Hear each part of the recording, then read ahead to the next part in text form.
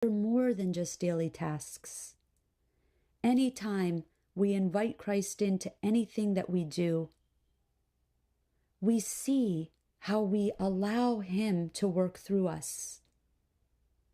People are seeking the love of Christ, and Christ wants to allow us to be a vessel to share His love with whoever comes to our door, with whoever calls our phone, with whoever we're cooking with or cooking for, whoever we encounter at the grocery store.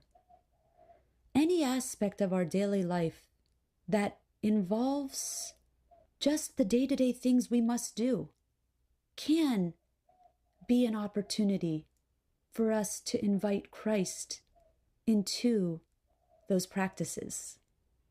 And so we've kind of been exploring this concept through this podcast and even the last one, where daily things don't need to just be boxed, like now it's time to work, now it's time to rest, now it's time to clean, now it's time to cook. Yes, these things need to have their proper time and be planned out. But Christ can be a part of all of them. So it's not as if Christ is only a part of our life when we're attending the Divine Liturgy. We know this, but I think it's so helpful to have these reminders of how to invite Christ into all our daily actions. And so thank you for allowing me to share this writing that I feel illustrates this so beautifully and so well for all of us. Food, Faith, and Fasting with Rita Madden. Rita Madden is a registered dietitian who finds inspiration in the great role that the Orthodox Christian faith plays in her modern-day healthcare profession. Please note that the information contained in this podcast is not intended as a substitute for professional medical advice. Rather, it is provided for educational purposes only.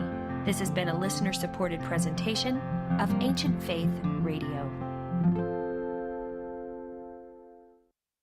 Welcome to the Thursday edition of The Path.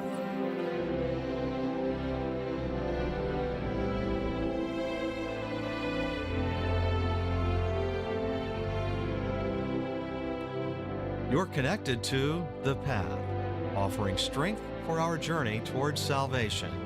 Here's Father Tom Soroka. Today's epistle reading is from the first letter of St. John, chapter 4, verse 20, through chapter 5, verse 21. If someone says, I love God, and hates his brother, he is a liar. For he who does not love his brother, whom he has seen, how can he love God, whom he has not seen? And this commandment we have from him, that he who loves God must love his brother also. Whoever believes that Jesus is the Christ is born of God. And everyone who loves him who begot also loves him who is begotten of him. By this we know that we love the children of God, when we love God and keep his commandments.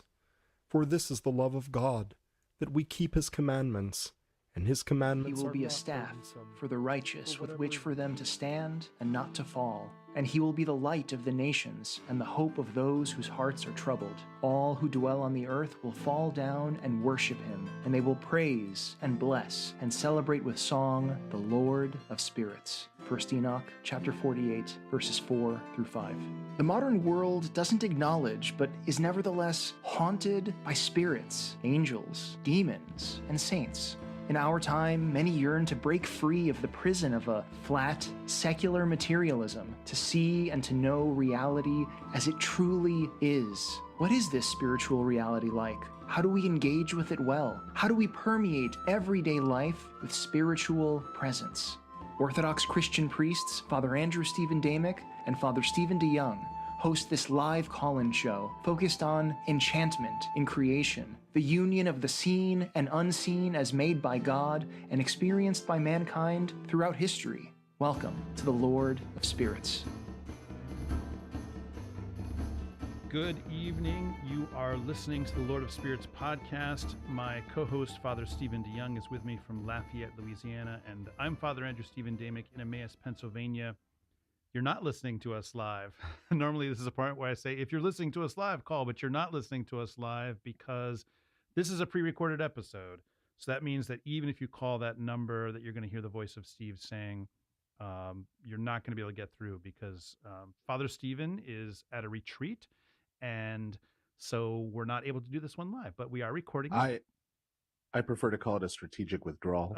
Okay, yes, that's true. More of an advance. Yeah.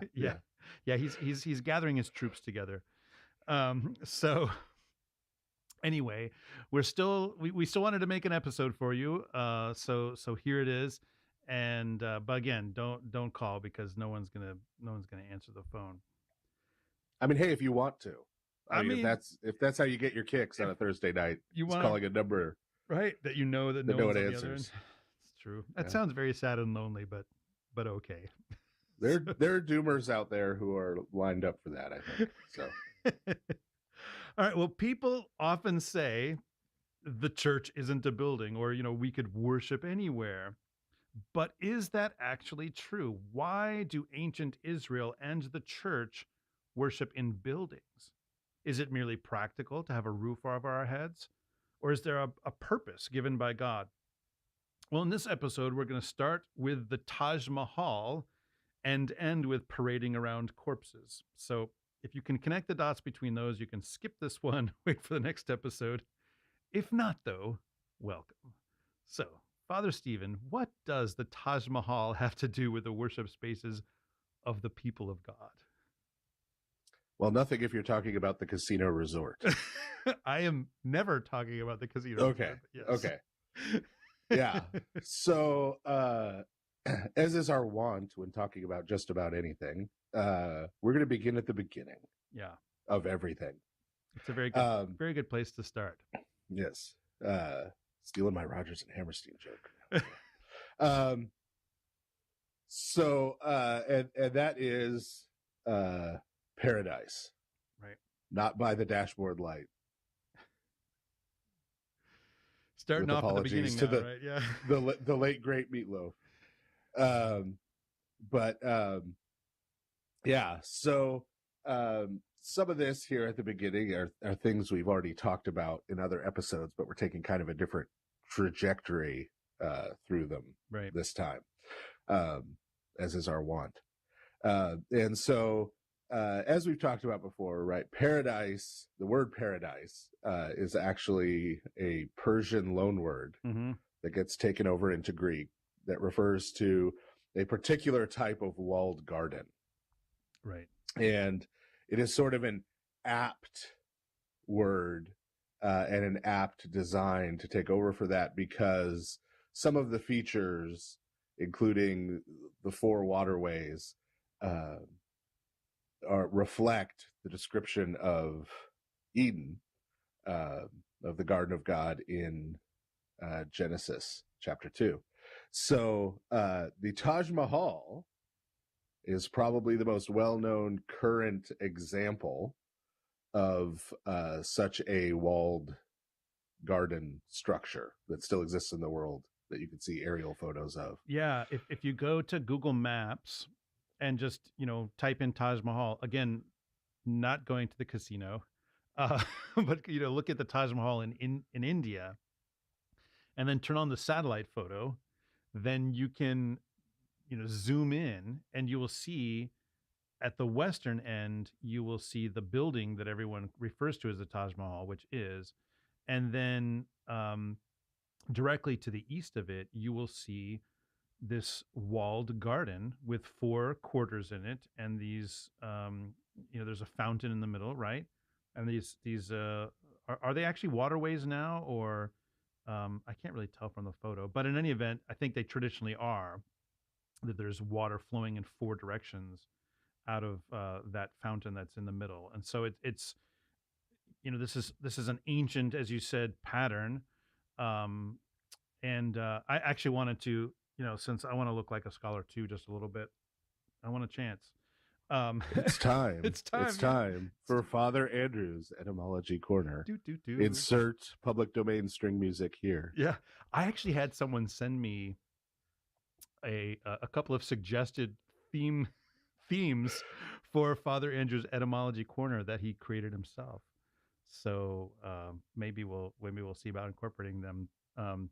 Anyway, so yeah, the English word paradise, as you said, I mean, it's a loan word from Persian into Greek, and then from Greek it gets into Latin, and then from Latin into French, and then from there actually into very late Old English, where we've got the word paradis, which becomes, the origin of our modern English word paradise. So here's something that's kind of fun, though.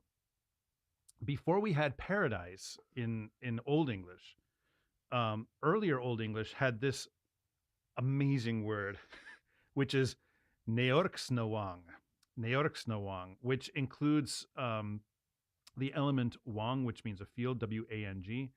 And it seems, linguists are not entirely sure about this, but it seems that this word neorxnawang, which actually you can see in earlier Old English translations of the Bible, right? So this is a word that does have a Christian history in English, although completely gone now, right? There's nothing, as far as I know, descended from this word in modern English.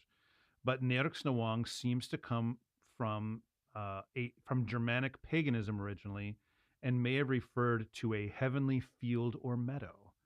So again, you've got this idea of a divine garden, right? So English has had this concept in it, but then we dragged in paradise much later on. I mean, nothing wrong with that word; it's lovely. But we did have this awesome word, neorxnawang, Neorxnawang. So there you go, Father Andrew's Etymology Corner. This has been Father Andrew's Etymology Corner. Thanks, Father. So okay, so why, I mean, we've talked about this a little bit, but just kind of review for those who have not listened to all 84 or whatever it is hours of the podcast up to this point. And counting. What's the point? Why is a garden significant as paradise? Like, why that image? Why not like, a big glorious golden mansion or something like that? Right. And it's not just in Genesis 2 that God lives in a garden, right? This is common in the ancient Near East, that a particular god, or the gods, when we're dealing with Israel's neighbors, live in these sort of garden settings, right? The Hanging Gardens of Babylon. And clearly ancient Germanic paganism too, thus neorxnawang. I just have to say that Old English word as many times as I can. Yes. Was there a bright golden haze on that meadow? Anyway. Nice. So I didn't think you would make show tunes references. This is really wonderful, actually. There is no end to my pop culture subreferenceability. Nice. There are no boundaries. So there's on a very surface level, not that this is untrue, but this is very surface level. When you consider the ancient Near East, you consider the terrain, right? You consider what most of the land was like outside of the river valleys, right? There's a reason why civilization showed up in Mesopotamia and along the Nile, right? Because there's water. Yeah. You're dealing with mostly desert and wilderness, right? And so if you're living in sort of a desert wilderness setting, if you're sort of clinging to a river and hoping for healthy flooding in order to grow crops and that kind of thing, then sort of a green, lush garden is sort of the dream spot, right? Is sort of the heavenly spot, right? So on a surface level, you just have that contrast. But if you push that contrast a little deeper, right, in terms of what it really represents, then, as we've talked about before, what's going on in Genesis 1 in creation, things being put in order, things being filled with life, a garden is sort of the perfect combination of that, because by virtue of being a garden, it is ordered, right? It is tended and put in order, but it is also obviously filled with and producing life. Right. And that is over against the wilderness, which is obviously by virtue of being wilderness, is not put in order, is not tended, and comes to represent sort of death, because things go out there and die. Right. And it's fun. Like, even this word wilderness that we use now, it's often used in a kind of a romantic way, like, oh, the pristine wilderness. But I mean, in that word is wilderness is the word wild, right? Yeah. The concept of wilderness, the wild place, when the word is conceived in English anyway, it's this sense of a chaotic space which is dangerous and, full of death, right? Because the pristine wilderness that you would go in and experience as a kind of tourist is just not a thing for most ancient people. Right? Yes. There are predatory animals out there. There are thieves and robbers and dehydration and all around. Most of the ancient Near East is not a good place to try to forage, right? Like we're not talking about the forests of Europe or something where you can find nuts and berries. So that is really sort of the deeper and key element. And as we've talked about before, paradise is wherever God is. Right. Wherever God is, that place becomes paradise. And so we see this reflected all through our hymnography, right? We call the Theotokos at one point a paradise endowed with speech. Right? or a mystical paradise in the canon for the cross. Right, because God comes to dwell within her womb. This also is then used in the New Testament, sometimes in some of the weirder passages, like in, I believe it's John 10, where Christ promises that people will have rivers of water flowing out of their belly. Right. Which we let that run by and we're like, but if you think about that, that's like, okay, that's kind of a weird image. Yeah. That's the last time I had rivers running out of my belly. It was because I went to Taco Bell very late at night and it was a mistake. Wow. But this is the opposite of that. Yeah. This is paradise.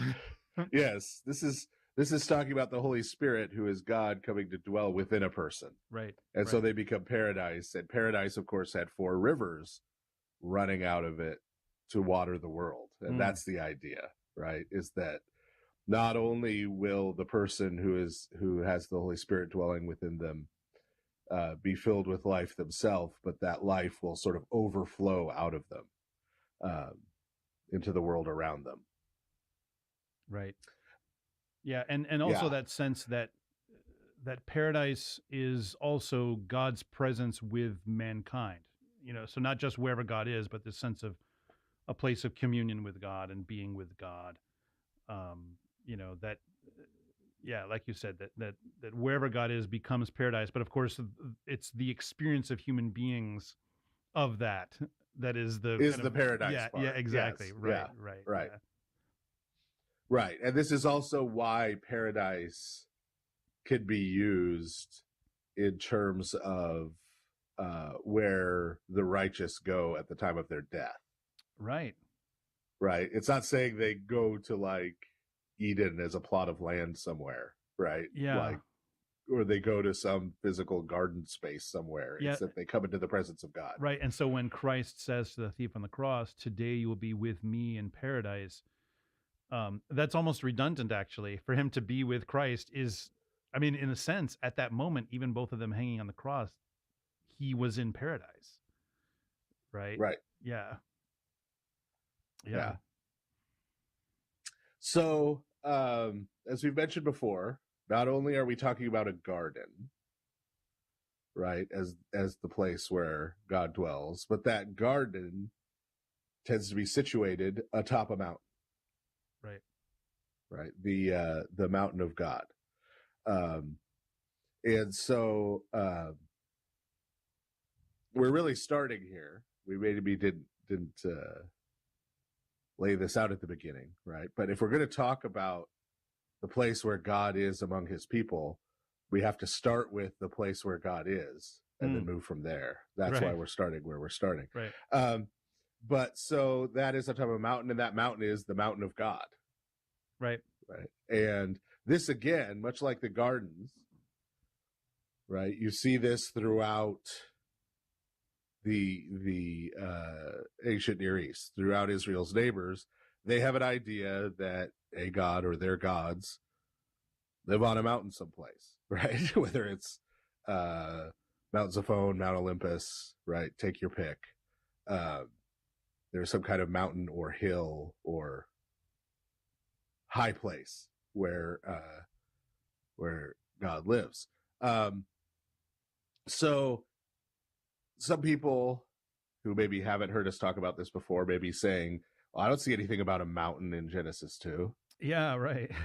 Right. It's not explicitly said, and on top of a mountain was Eden.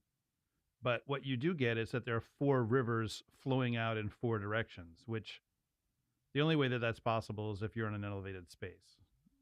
Right. Yeah. Rivers flow downhill. And ancient people knew that. Right. They had figured that out. Yeah. And I think one of the difficulties is we often read the Bible as discrete pieces rather than as, I think you said in another interview, as intertextual elements, that are related to all the other parts of the Bible all at once. Right. So like, for instance, a classic example is in Exodus where Moses receives the law. It does not say in that passage that there are angels present and involved with receiving the law, but it says that in the New Testament. And so you have to imagine that, and this is one of the things I love to point out, you have to imagine that when the Charlton Heston 10 Commandments film was made, they were not actually looking at those New Testament passages that made reference to the law being received via angels. They were just looking at the Exodus passage. And so then that's what you actually get on the screen is Moses kind of by himself with God, and he gets the law from God that way, but there's no actual angels present on the screen, right? So this is another one of those examples where in Genesis, it does not say explicitly that it's a mountain. Of course, it's implied, as you said, by the rivers, right? But you do get other passages that do say that Eden is on a mountain, right? It's just not there in Genesis. Right, not explicitly. Yeah, not explicit. Yeah. So one of those is in Ezekiel chapter 28, verses 13 and 14. And this is actually referencing the devil. And so it's talking to the devil, and says this: you were in Eden, the garden of God. Every precious stone was your covering: sardius, topaz, and diamond, beryl, onyx, and jasper, sapphire, emerald, and carbuncle, and crafted in gold were your settings and your engravings. On the day that you were created, they were prepared. You were an anointed guardian cherub. I placed you. You were on the holy mountain of God. In the midst of the stones of fire, you walked. And then, of course, it goes on to say about how God cast him out because he was evil. But there you get it. Eden is on this mountain of God. It's a garden of God. It's all right there in those couple of verses in Ezekiel. Yeah. The next verse is basically, you were holy and perfect until you weren't. Right. Exactly. Exactly. But yeah, so that right there is, you were in Eden, you were on the holy mountain of God, right? So this is about as clear as you can get, right? Yep. So, and just like with the garden, there's sort of a surface level reason, and then we can push a little bit deeper. So surface level reason that you usually get is that, well, they thought the gods were up on the mountains because, they kind of thought the gods were in the sky, and mountains are up close to the sky, and they're kind of inaccessible, right? Right. And there's something there, right? High place, proximity to the heavens, right? There's something there. But I mean, these mountains we're talking about are only relatively inaccessible, right? Like Mount Olympus is not Mount Everest. Right. You're not going to die. You can climb up there. Yeah. Yeah. And see what's going on, right? So we have to push a little deeper, right? To sort of fully get at that. And one of the interesting ways to push deeper is to see what all of these cultures and all these people groups see as the opposite of the mountain of God or the gods, right? And that is usually some form of the abyss or Tartarus in Greek, or right, that we've talked about before. And you find this language used for the abyss where it's described as an inverted mountain. Huh. As an upside down mountain. Yeah, that's weird. I mean, is the idea that it's like a big hollow mountain? Because I mean, when I think of the abyss, I think of like a crack in the earth that you just fall and fall and fall. But I don't know. How do they conceive of that? Or they're thinking of it as sort of a conical hole. Yeah. Right. That you go down in the same way that you have a peak of a mountain, you have sort of the depths. I see. Of the abyss. Okay. Right. And so it is really about this concept of the depths of the underworld, right? The depths of deep within the earth, below the pillars of the earth, contrasted with the heights, right? Near to the heavens. And that mountain language actually shows up in an interesting place in the book of Revelation. Oh, yeah, right. Another one of these passages that it's like so full of this crazy kind of imagery, you could just walk by it and not really realize what's going on. So Revelation 8:8, the second angel blew his trumpet, and something like a great mountain burning with fire was thrown into the sea, and a third of the sea became blood, which is very disturbing, kind of weird imagery again, But the abyss in the book of Enoch is not only makes use of that inverted mountain language, but has it on fire. Right. A flaming mountain thrown into the sea. Right. And so what Revelation is talking about there is, the abyss is used for the depths of the sea, right? In sort of a sacred geography sense. Right. Right. This is talking about the sea actually becoming the abyss. Oh, wow. Right. Okay. In Revelation. Right. Because the sea, if you're someone who lives around the Mediterranean basin, right, is, yes, there's storms blow off of it. It's scary. There's the chaos stuff, but also you get fish out of it. You use it for trade, right? You use it for life, right? So if the sea goes full abyss on you, right, you're in a lot of trouble.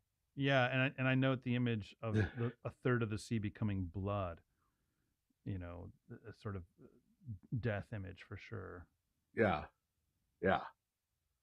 And remember, I mean, that's obviously borrowing from Exodus. In Exodus, when the Nile turns to blood, all the fish, all the life in it dies. Yeah, right. It's about it starts to stink. Yeah, exactly. The life characteristic of the water becomes negated by virtue of its association with death in the underworld. Right. And so it just becomes fully that. Right. Fully chaos, fully destruction, fully death. Yeah. Fun with Revelation. Yeah, right. I thought we were not supposed to read that book. No. So so then the flip side of the abyss, right? Getting back to the mountain of God, right?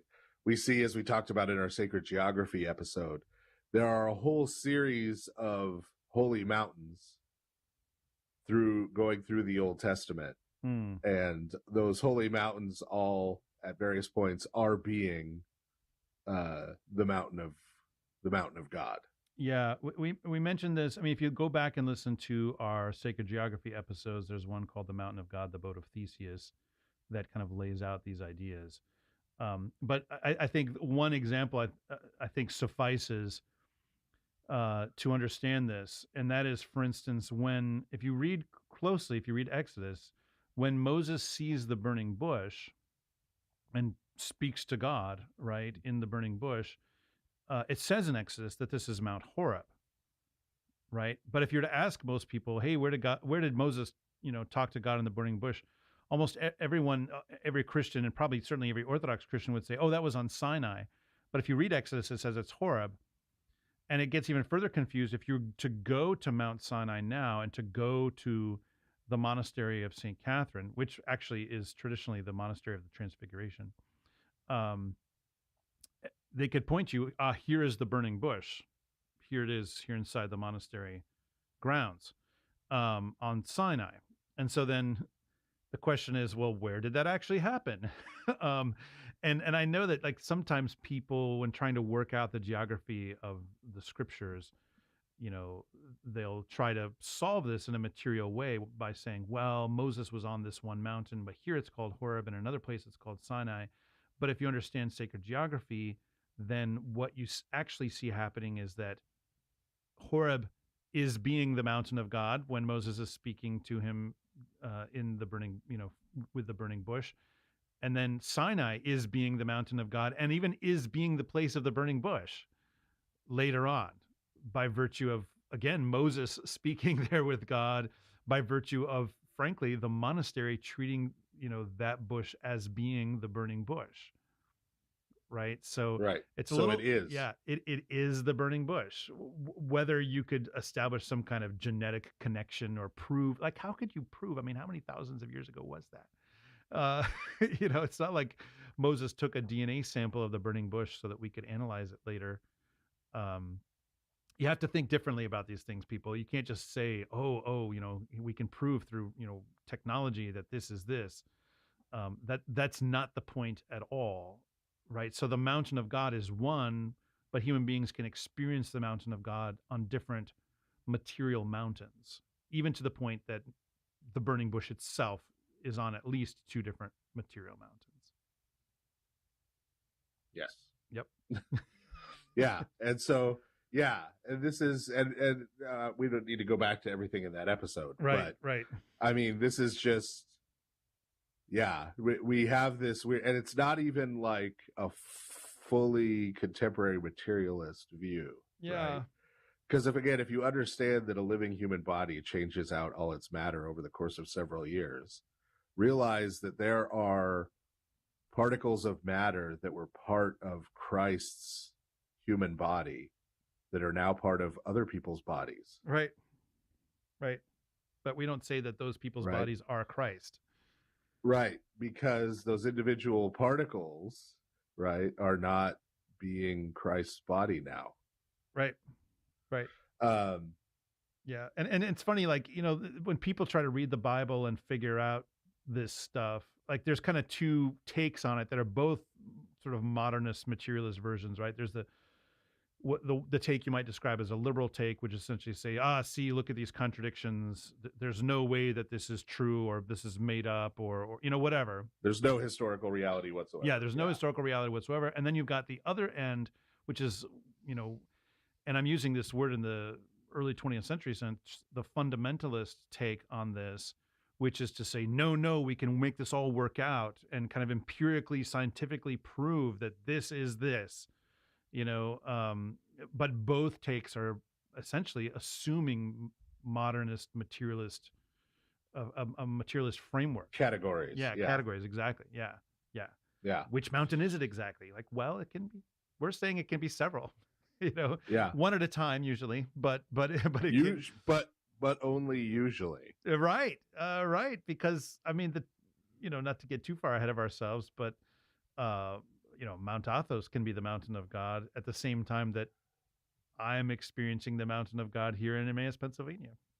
Yeah. And that St. Catherine's is at the mountain of God. Yes. Right. Yep. Yep.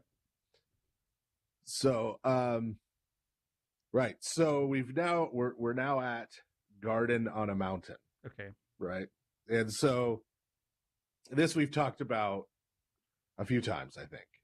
So people are probably used to that, but we've got one more step to go here, right? And that's that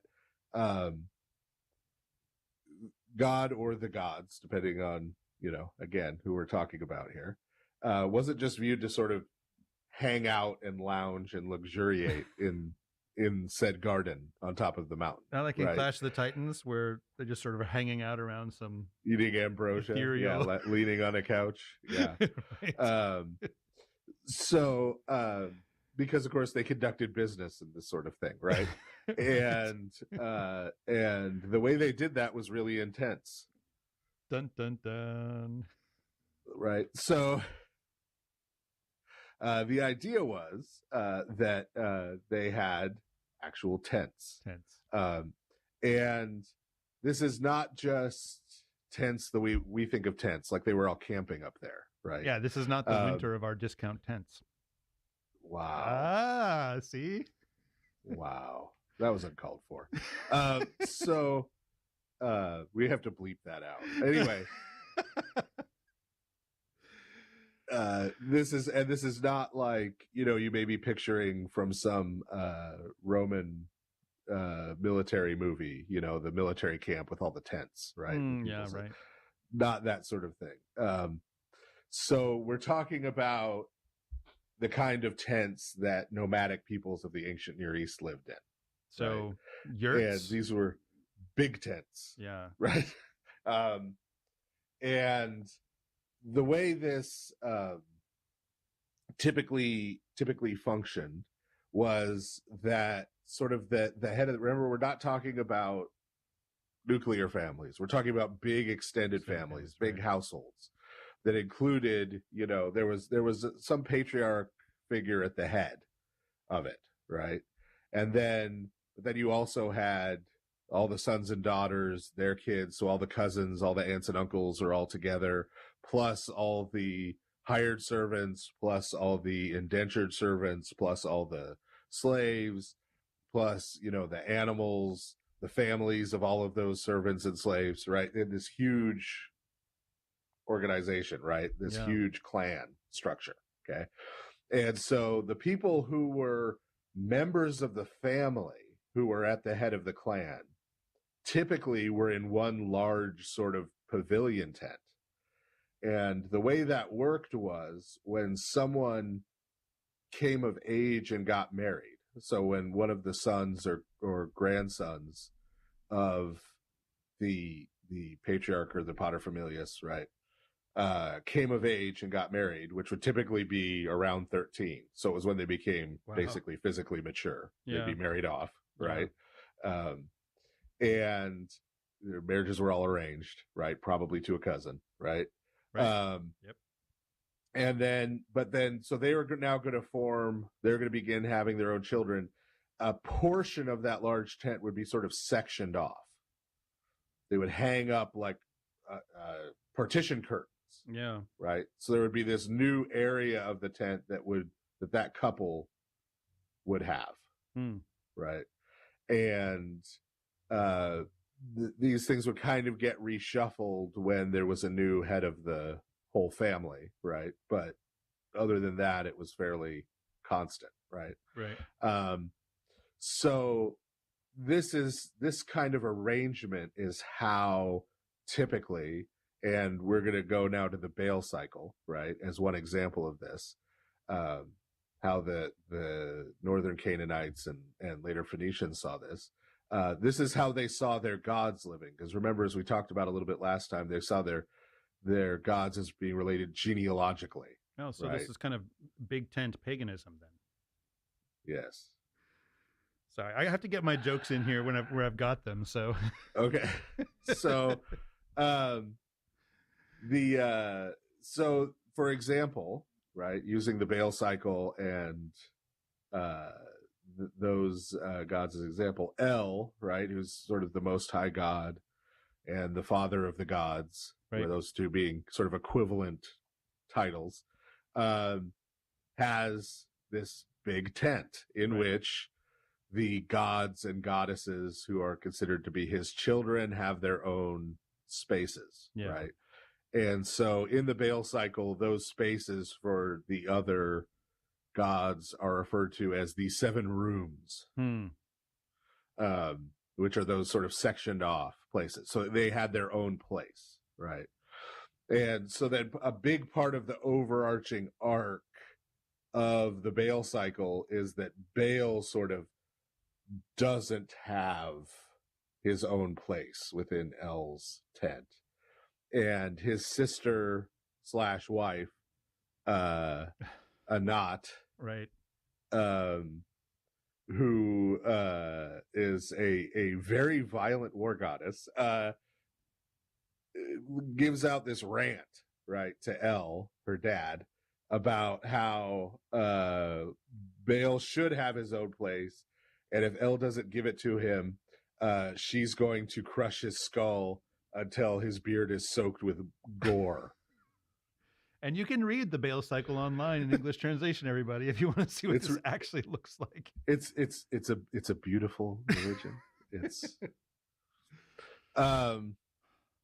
I was told that paganism is peaceful and nice and egalitarian and stuff, but yeah, well, it is a woman threatening, not a man. So there you go. Women's voices being heard. Wow. But so yeah, but you can see here too, as we've talked about before, right? Like we saw how in Daniel 7 some of the El imagery is used for God the Father, right? Right. And it's so you see the relationship between the gods of the nations and the Most High God sort of reflected here. Yeah, obviously this is super dysfunctional family. Right, and it's not friendly, right? Yeah. They're making demands, they're issuing threats, right?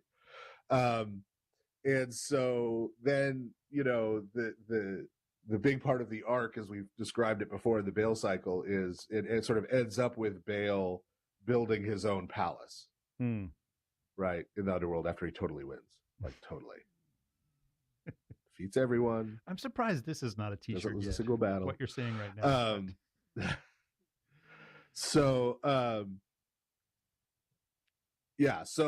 that's sort of that. Now, obviously, there's a lot of discontinuity between that, right, and the view that the Israelites are going to hold, but they do have this view that there is sort of this. They when this is talked about, they don't primarily see Yahweh, the God of Israel, as living in a big castle or palace. They have this tent idea, and one of the there's a very familiar place in the New Testament where this comes out, but it kind of gets buried by the English translations. Right. There's that point where Jesus is talking to his disciples about, when he's about to ascend into heaven, and he said he's going to prepare a place for them. And he has this line, and here's the version that most people probably know: "In my Father's house are many mansions," which of course then is the inspiration for that classic old, I don't know if it's a Baptist song, but a lot of Baptists sing it, "I've got a mansion just over the hilltop," right? Where you got this image of a kind of strange sort of suburban heaven. But yeah, with McMansions. Yeah, exactly. The streets of gold. Yeah, exactly. Lined with mansions. Right, yeah. But no, it's not "in my Father's house are many mansions." It's really "in my Father's tent are many partitions." Yeah, is really right. the image that that Christ is really saying, which means that we're gonna, that Christians are gonna live with him as part of this extended family, right? It's not that everybody has their own great little nuclear family mansion. I mean, think about that for a second, right? If every Christian has a mansion just over the hilltop, does anyone live with each other? Is there any actual communion or love going? Like it's everybody's got their own private. Like, this is hell. Hell is where everybody's. It's really awful. And somehow everybody's mansion is inside one house too. Yeah, "in my Father's house." So it doesn't even make sense as a translation. No. Yeah, but this is the image that's being used, and of course it's not just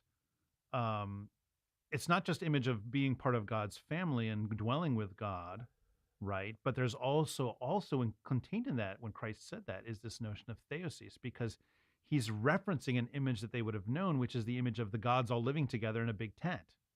The sons of God. The sons of God, right? The sons of God would be the ones who have their own partitions within the big, right, within the big tent. Yeah, and that's not the end of the episode, everybody. But it's a great little conclusion to some of the stuff we've just been talking about. But we're not even done with the first half. And just as a tease, that understanding, remember, it's the sons who have the place in the tent, right? Right. Like the slaves and the servants don't, right? And so think of all the language in St. Paul about distinguishing us as sons of God from slaves. Right. Or servant, right? This understanding plays into all of that, but we can't go down that rabbit hole right now. Maybe a future episode. In a future episode. That's mark off your bingo card. So when you kind of put this all together, right? Our big tent in our garden on a mountain, right? You get to the idea we've talked about before of the mountain of assembly. Right. Right. Or in Hebrew, Har Moed. Right.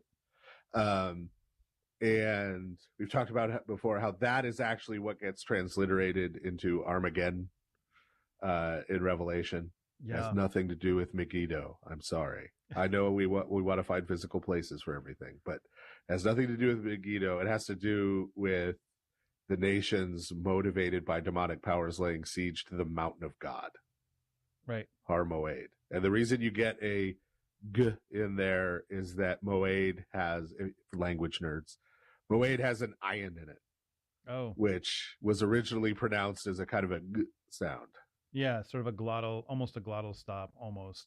Right. So the E in Har Moed is pronounced, or is spelled, transliterated, I should say, in English, Har, Har, that means mountain. And then assembly is Moed, that's usually transliterated Moed. And the E there is the ion. Yeah. So if you imagine replacing that E with a G, so it's Mogd. Yeah. Mogd. Yeah. You can see how you get Armageddon out of it. Right. Right. That's for that's Father Stephen's philology corner. There you go. There you go. Nothing like gutturals. Anyway, this is the mountain of assembly, because this is the gathering place of the divine council, right? This is the place where they gather in the tents. So this is, as we mentioned, right? This is depending on your neighbor of Israel, right? There are several mountains of God in Israel, but they, Mount Zaphon, if we're talking about Baal, Olympus, if we're talking about the Greeks, and you could throw in my bit of Norse mythology, Northern European one. Yeah, yes. not exactly a neighbor of Israel, but you've got you've got Himmelbjörg, which actually is, interestingly, is Heimdall's mountain, but it does actually mean the heavenly mountain or the heavenly fortress, because fortresses and mountains are pretty much the same thing in ancient Germanic. You build them on the high place. Exactly. And weirdly enough, it's also a term that's used for where you bury people, because it's usually in hills and stuff. So there's that sense of the inverted. You've got the inverted mountain kind of built into the word. But yeah, this sort of heavenly mountain where the gods are, with some variation between mythologies as to exactly what that means. But right. But there's always some kind of council meeting happening, right? Where they get, right. And this shows us that St. Peter knew what was going on, actually, even though we tend to pick on him a lot, on the Mount of Transfiguration. Right. So on the Mount of Transfiguration, when he sees Christ conversing with Moses and Elijah, and he suggests that they build tents, right, on top of the mountain for them, or booths, as it gets translated in some translations. But yeah, it's this idea mansions, I hope you're by your construction lumber there, James. Yeah. So he understands he's watching a divine council meeting. Yeah. Right. That's what he understands is happening here. And that's why he thinks that would be the appropriate thing to do. Right. Because this is the image and the understanding he has in his mind. Yeah. And so all this means now, right? And this is where we're going to, I think we're going to actually get to our topic in the second half tonight rather than waiting till the third half. But, so when Moses goes up on the mountain of God, right, to receive the Torah, right, when he goes up there, when they send him up there because everybody else is terrified, right? You go. Yeah, because they see all the thunder and the lightning and all that kind of stuff going on. The darkness shrouding the peak. They're like, you go see what's going on up there, Moses. Let us know. Report back to us. Yeah. This is where Moses is going. Right? Moses is going up to the peak of the mountain. He's going up to the garden. He's going up to where the divine council is meeting. He's entering into this tent, right? And this understanding is why you have, as you alluded to earlier, you have these texts in the New Testament that refer to the law being given by or through angels. Like St. Stephen refers to it in his sermon in Acts 7:53, gets referred to in Hebrews 2 verse 2. St. Paul develops it a little more in Galatians 3:19 and 20, But that's because there, St. Paul is wanting to point out that it was Christ himself serving as a mediator who gave the law through the angels. Yeah. When you throw in verse 20. Because if you just read verse 19, again, if you chop things up and don't read context, it says it was given, by angels through a mediator, right? You might think, oh, Moses, right? But if you read verse 20, St. Paul immediately says, now, mediator implies more than one, but we know that God is one. Right. It's God one. Yeah. So who's he talking about? Yeah, right. It's Christ. And yeah, it's not, because it's funny because he's not countering the idea of it being Moses. He's sort of countering the idea of there being a second God. Right. Right. Right. Right. And so if he was just talking about Moses, then saying that makes no sense. Yeah, exactly. It's irrelevant to anything. Right. But he is picking up on a further elaboration of this tradition that you can see, for example, in the book of Jubilees. Right. So the book of Jubilees, sort of the frame story is Moses on top of the mountain.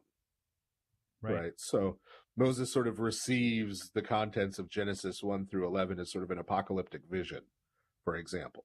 Right. Yeah. And so Jubilees has all these elaborations, but so not only is in Jubilees is Moses there in the divine council, and there are angels through whom the Torah is received. In addition to the angels, plural, there is one particular being the angel of the presence, who is this angel of the Lord figure that we talked about in the episode so named, the angel of Yahweh, right? This figure. And so that's what St. Paul is really referencing there in Galatians 3. He's referencing not only the angels, plural, being there, but also this figure, right? And this figure who is and isn't Yahweh, the God of Israel, right? Who St. Paul is not so subtly, when you know the context, identifying with Christ, right? But so the important part of this is that when Moses goes up there and enters into this tent, right, and where the divine council is, and bears witness to all this and receives the Torah, when he comes back down and we start talking about worship spaces for humans, beginning with the tabernacle, right? The tabernacle is made after the pattern of what he saw on the mountain. Right. And Hebrews says so. Right, exactly. Okay, so this is Hebrews chapter 8, verses 1 through 6. And you'll hear this in here. Now, the point in what we are saying is this.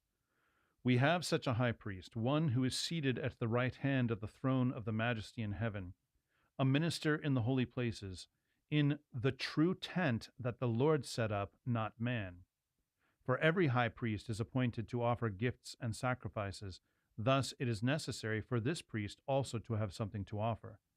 Now, if he were on earth, he would not be a priest at all, since there are priests who offer gifts according to the law. They serve a copy and shadow of the heavenly things. For when Moses was about to erect the tent, he was instructed by God, saying, "See that you make everything according to the pattern that was shown you on the mountain." But as it is, Christ has obtained a ministry that is as much more excellent than the old as the covenant he mediates is better, since it is enacted on better promises. Yeah, it's interesting, that line from verse 5, see that you make everything according to the pattern that was shown you on the mountain. I imagine one reading of that might be to say, oh, God gave him a kind of set of blueprints for the tabernacle. But if we understand what he saw on the mountain, it's no. Right. You were in the tent of God, and so go make that down there. Right. And that's the beginning of verse 5, that they're a copy and shadow of the heavenly things. Exactly. Right. Yeah. Yeah, exactly. All right. Well, that is our first half. And we're going to take a short break, and we will be right back. Father Andrew Stephen Damick and Father Stephen DeYoung will be back in a moment to take your calls on the next part of The Lord of Spirits. Give them a call at 855-237-2346. That's 855-AF-RADIO. New from Ancient Faith Publishing. Orthodoxy and Heterodoxy: Finding the Way to Christ in a Complicated Religious Landscape. Written by Andrew Stephen Damick. The purpose of this book is not to prove that Orthodox Christianity is the one true faith. I do not believe that it is possible to prove that, at least not by what can be written in a book. What we are seeking to do, however, proceeding from the position of the Orthodox Christian faith, is to show that the differences between Orthodoxy and other faiths are real, and that they are important. Orthodoxy and Heterodoxy: Finding the Way to Christ in a Complicated Religious Landscape. Now available as an audiobook at audible.com. We're back now with The Lord of Spirits, with Father Andrew Stephen Damick and Father Stephen DeYoung. If you have a question, call now at 855-237-2346. That's 855-AF-RADIO.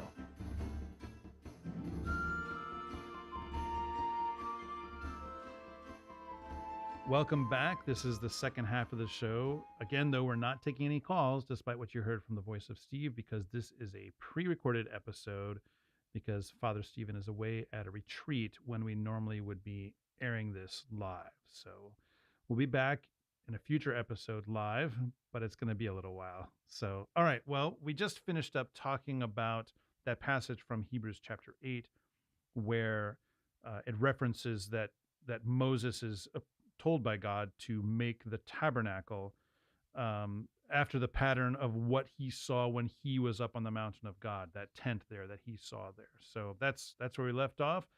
And all right, well, as you mentioned, we're gonna actually get to our official stated topic, which is the tabernacle, right here in the second half. So yes, welcome back. Yeah. What we were talking about before was intense, and now this is going to be even more intense. Yes. The dad joke list in this episode is already very, very high, very long. Yes. And really a lot of these were going back to the same well just over and over again. But milking it. I'm Dutch. We do dairy farming. It's a thing. There you are. Yeah. So the tabernacle, right, as such, is a tent shrine, right? And it's not the only tent shrine in the ancient Near East. It is a little unusual in that it is presented as, in the Torah, and treated as if, at least in the early historical books, as permanent. Yeah. Right. As this tent shrine is going to be the sort of permanent shrine temple for Yahweh, the God of Israel. Whereas typically in ancient Near East, you'd have the temple, the permanent temple would be a permanent physical building. Made out of stone. And right. And tent shrines then were usually used on sort of temporary and occasional bases or bases. So one example is we have an Ugaritic ritual where at a certain time of year they would sacrifice a donkey, and they did it at a particular spot, and so they put up a tent shrine at that spot at that time, and then they would go and get the idols, the bodies of the gods, and sort of process and haul them out to the tent shrine, offer them the donkey sacrifice, and then sort of take them all back home, right? To their temples. Would this donkey sacrifice be something that the people would eat as well, or is it like a whole burnt? Yes. So they would eat them. So, and since you become what you're in communion with, then through this sacrifice, they were literally making asses of themselves. Wow. Thank you very much. Wow. I didn't actually even write that joke down before, and it just came to me. Next pre-record we're doing in the evening, because am I too punny in the morning? Is that the problem? A little bit. Okay, yeah. This amount of punishment is more than it's more coffee. I've got more than we can take. A lot of coffee in me this morning. That's so we need to let your children sort of wear you down a little bit. Come back when you've been beat up by your kids a little bit, Father Andrew. Yeah. And so, Right. So it's that kind of temporary thing and not a permanent thing. And this is what sort of creates the tension when we get to David. Right? Because sort of culturally and everything, David is thinking, hey, this is weird, right? I've got a capital city now. I have a permanent home. Yeah. Right? Shouldn't the God of Israel also? Yeah, right? There's that line in the Psalms where he says, I'm not going to sleep until I've, made a place, a habitation for the God of Jacob, right? Right. And so there's this idea that, so he's aware that this is irregular because this is irregular for the ancient world, right? But we have to remember that one of the constant themes all through the Old Testament was that Israel was never really supposed to fully settle in the land. Right. Because as it says in Deuteronomy, now out here in the wilderness, you're dependent on me, and things already weren't going that great in the wilderness. But, once you get into the land and you settle down and you plant crops and you harvest them year after year and you plant vineyards and everything, you're going to forget about God. And you're gonna sort of fall away from all this. And so there's constant things like the Feast of Tabernacles. Yeah, right? to bring them back out to go live in booths. Bring them back out again. Yeah. So a question just occurred to me. Obviously we're not saying. David has this idea that he needs to build a temple, something actually more permanent. And I mentioned that line from the Psalms where he says he's not going to rest until he's made a habitation for the God of Jacob. And I haven't checked whether any of the fathers interpret this way or if there's any indication in the New Testament that this gets interpreted. But could we say that David fulfilled his own prophecy by being the ancestor of the Theotokos? By being the ancestor of Christ. That he through the Theotokos he became the grandparent of Christ. That it says in the hymn. He does form a habitation for the God of Jacob by through his distant granddaughter Theotokos. Right. Yeah. And in terms of the physical building, God is always sort of resistant to David on it. Yeah. Like, no, that's not. Yeah. Right. And so again, part of this is, God's not settled. You shouldn't be either. Right. that you should continue to. Right. And we're going to get more into that later in this half. We're going to talk more about when the temple actually gets built and why, and more of the reasons why God was resistant to it. But so we're going to start with the tabernacle, because the tabernacle is, if you've read through the book of Exodus, you've read in excruciating detail, everything about the tabernacle, its construction, and the furnishings and all of that twice. Yeah, it's basically blueprints and architectural plans in verbal form. Yes, and so first you have all the instructions. And then you have the narrative of them fulfilling the exact same instructions. So you literally read it twice. Right. Yep. In the same level of detail. Yep. So we're going to kind of start on the outside and work our way in. Okay. Right. To give an idea of what the tabernacle as pattern looked like. Right. Okay. So we're starting with the outer court. Right. When we think of the tabernacle, we tend to just think of the tent, right?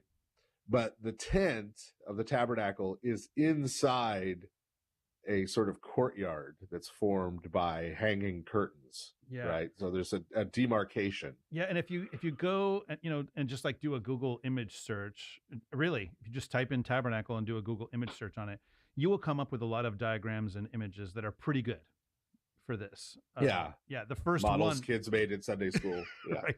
And I have to say, so my great grandfather, who was a Baptist preacher up in New England, he had a thing that he did. So, I mean, he served at a bunch of churches up there, but he also had a touring talk that he did about the tabernacle. And he had some kind of model that he would take around with him and give sort of tours of it to people. And explain it and so forth. So yeah, and I've seen, actually, I saw a flyer for this at one point. It's maintained somewhere in my family's archives. So yeah, I mean, this is totally a thing, and especially if you grew up, kind of low church Protestant, you've probably seen these models, like you said, stuff that your kids built in Sunday school and all that kind of stuff. But yeah, there's a lot of pretty decent diagrams and illustrations and stuff that you can find online, and you'll see, like you said, like there's this tent in the middle, and then there's a kind of fence all the way around it, made with curtains, effectively. Although it's not like curtains like you'd have in your living room. No, this is structural curtains, essentially. Yeah, like you'd use for the side of a tent. Yeah, right, exactly. Yeah, there's a tent fence, and then there's and then a tent in the center, and there's a big courtyard that's made by the fence. Right, right, and frankly, a lot of the stuff that we think about as happening in the tabernacle actually happened in the outer court. Yeah, right. So it's in this outer court area. So this is where you have, this is where sacrifices take place. This includes the area called the prothesis, which is where the animal was sort of butchered and separated, or if we're talking about wheat cakes, where the cakes were separated and sorted and whatever was being sacrificed, right? Where it was sort of portioned out and everything, however it needed to be, right? Before the actual sacrifice. But then the two major pieces of furniture in this area to sort of facilitate that, right, were the copper laver. Right, which is a big bowl on a stand. Right. Yeah, a big copper bowl on a stand. But the word laver shows up in a lot of that word laver. Antiochian translations. It does. I think it's from the King James. Is where you. Yeah, it is. Yeah. Yeah. And so you get a lot of, if you read Quaston's Petrology, he loves that word. So yeah, big copper bowl on a stand. It's full of water, right? And that water is used was used for ritual washings for the priests. Okay. Right, as they're coming in and going out, coming into the courtyard, going from the courtyard into the tent proper, right? And that's to sort of wash off whatever uncleanness they've brought with them. Primarily hands and feet. Right. Washing their hands and washing their feet. So that is there. And then the other major piece of furniture is the one we probably think about most of the courtyard is the altar of burnt offering. Okay. Right. So both the place where the sacrifices are prepared and the place where the sacrifices are offered is in this outer court. Okay. So there's kind of two tables out there. The one where they're actually stuff is burnt up.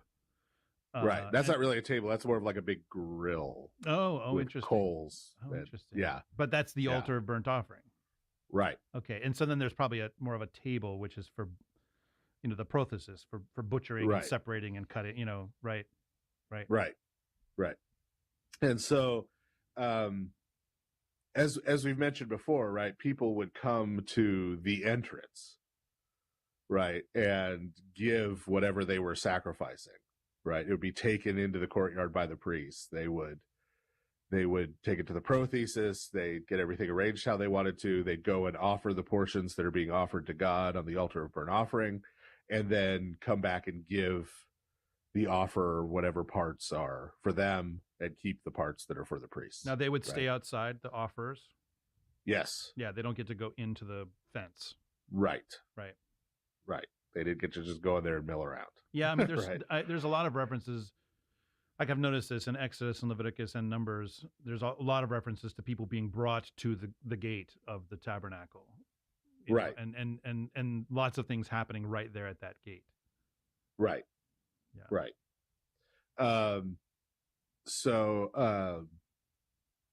These two things, right, you can see, and this is especially, I mean, it's kind of obvious that the laver, right, this washing, that this is sort of preparatory purification, right? Like for service, right, in the tabernacle. But the same applies to the sacrifices, right? The most of the sacrifices, right? Most of the sacrificial system is aimed at establishing and continuing communion with God to allow for what's going to go on inside the actual tabernacle. So what's happening out in the outer courts is prep for going into the holy place, right? Right. So it's purification. It's allowing God to continue to dwell there, allowing people to draw near without experiencing death by holiness, right? And so then as we move into the holy place, right, this is the more substantive part, right, of what's going on. Right. And so this is hidden by this inner tent. Right. And there are going to be certain priests who are allotted at certain times to have this inner ministry, right? And the reason I say this is more central is that when we get glimpses, right, we already talked about how Moses is constructing this as an icon, as a representation of what he saw on the mountain. But when we see, for example, Isaiah or Ezekiel, right, see heavenly worship, or St. John for that matter, see heavenly worship, right? The heavenly worship they see is not the stuff that's going on in the courtyard. They don't see people offering animal sacrifices and washing their hands. Right. Right. What they see in the heavenly sanctuary is what goes on inside the tent. Right. And again, we should just to double down, the tent here is deliberately patterned after this tent that is the dwelling place of God with, the sons of God that Moses sees on the mountain.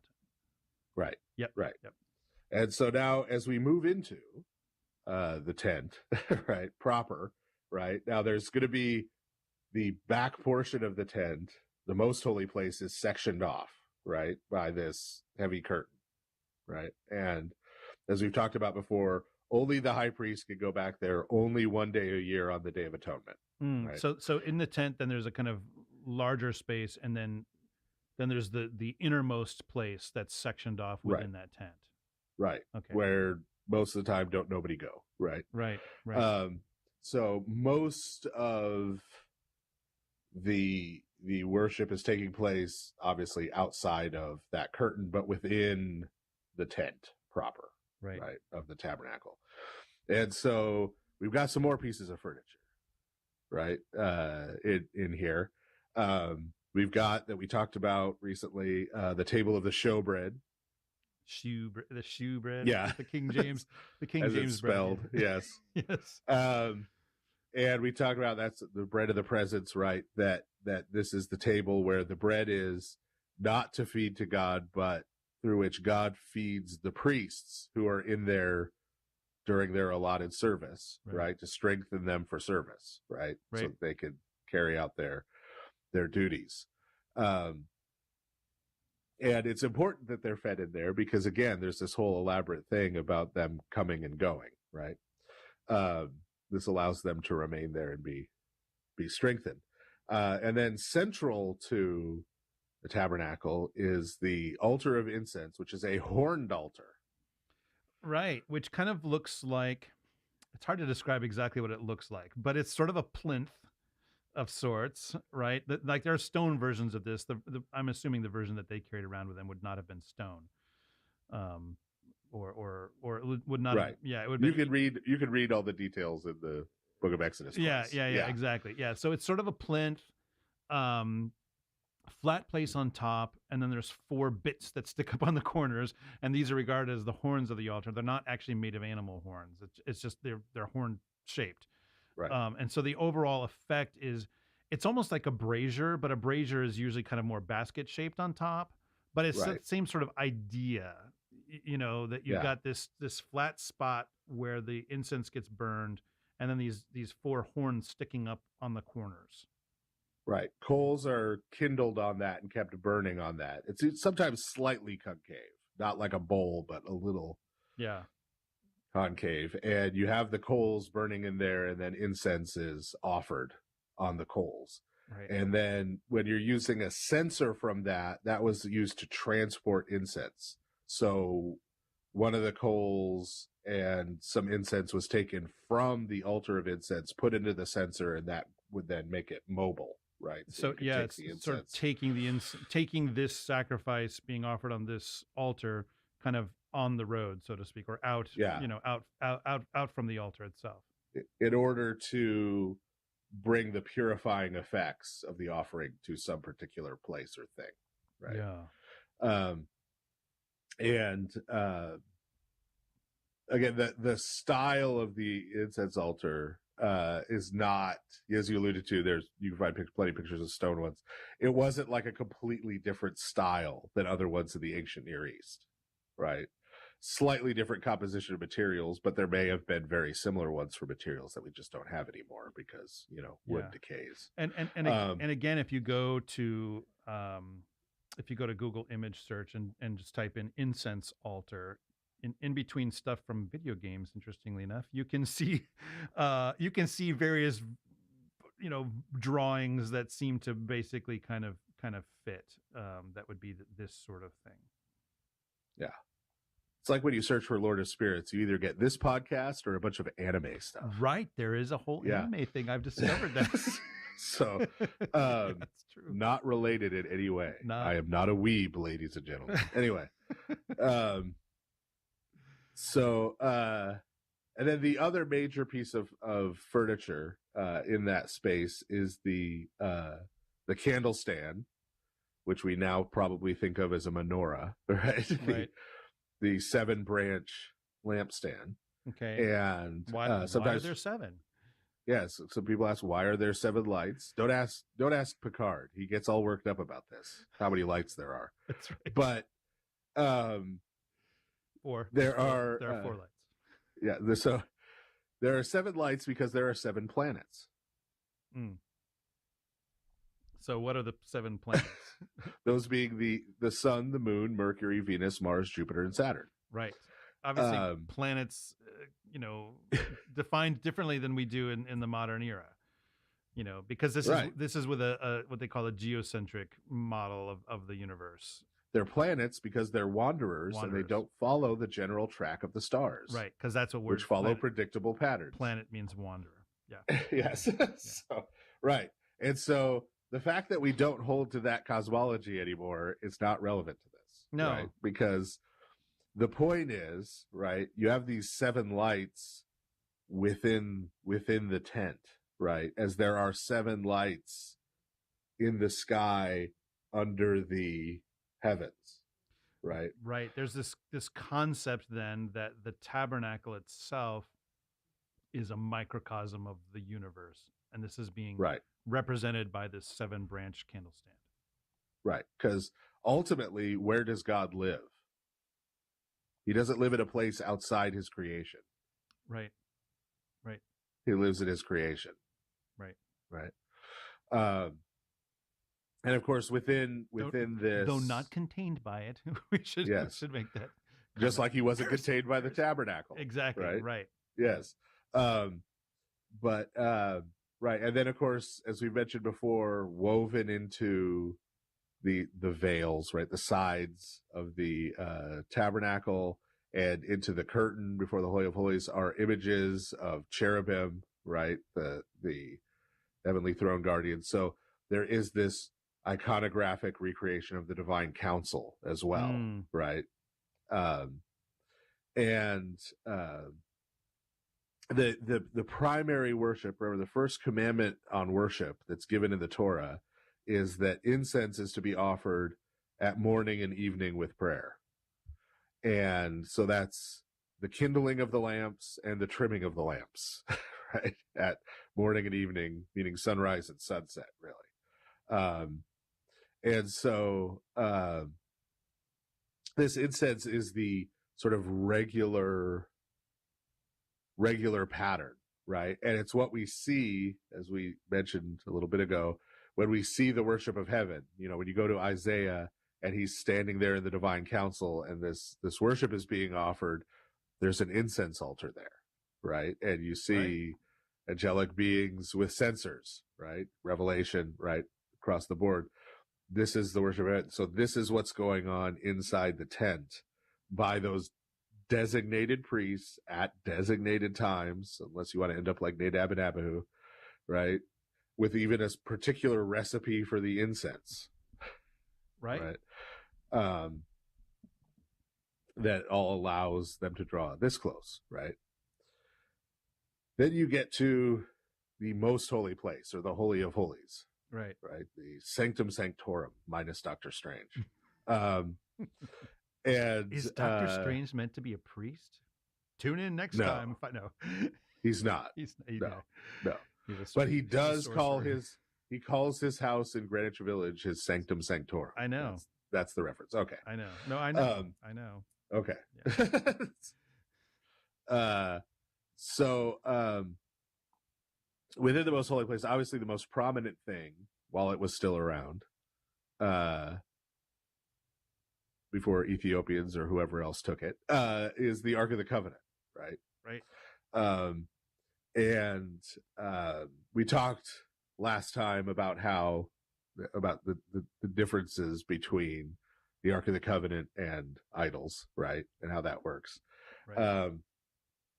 But again, you have this imagery of the cherubim at the footstool of the throne of God, right? And that footstool language is important, right? Because it's not that they thought God lived inside the box, right? But that this footstool, this is the point of contact, right? This is, if you're going to go and meet with the king and make a request, you go and you bow down by his feet, right? Right. Right.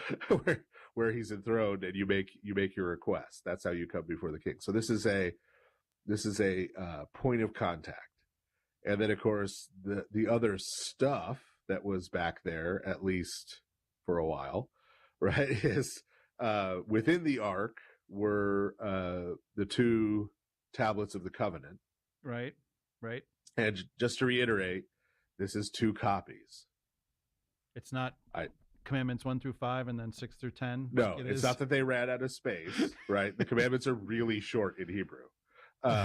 It's not that they ran out of space. It wasn't making some kind of point about, well, these are about God and these are about your neighbor. None of that is original. It's 2 copies of the same covenant, right? Yeah. And that's because, as I believe we mentioned before, it was common when a covenant was issued in the ancient Near East that there would be 2 copies.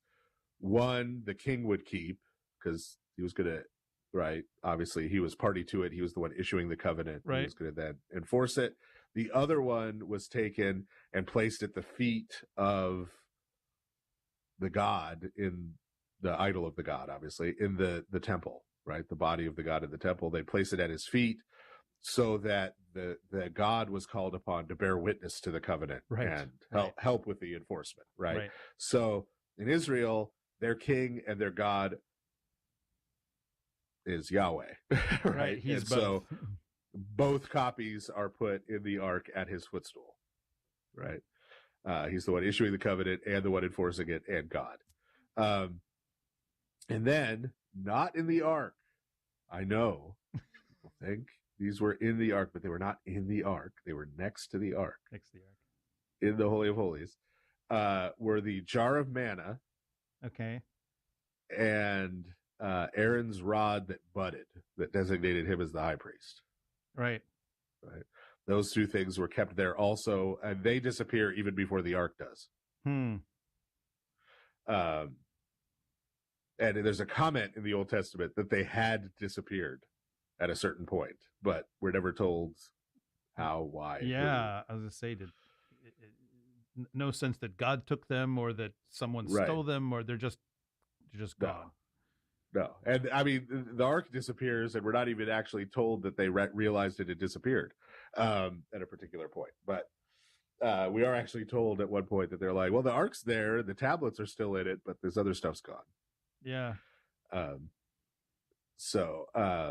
Right. Yeah.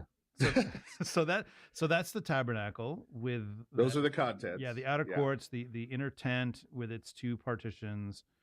The accoutrement. Exactly, with all of its furniture and so forth. And as you said, though, David thought that there needed to be a stone temple because he's got his Jerusalem now. And David lives in a nice house. Shouldn't God live in a nice house? Right. There's a certain logic to it. Yeah. Right. There's a certain logic to it. But beyond even just what we talked about, right, about God wanting to try to help Israel not feel so settled. There are other issues. Yeah. Right, Okay. So with having one, right? What else is going on there? And surprise, surprise, paganism is involved. Yeah. So I mean, it's very clear, right? I mean, he's pretty clear with David. I don't really want this, and then when David really pushes through, he says, well, you're not doing it. Right. Yeah, he basically forbids David to do it. Right. Solomon ends up doing it and doesn't give any instructions on how to build it.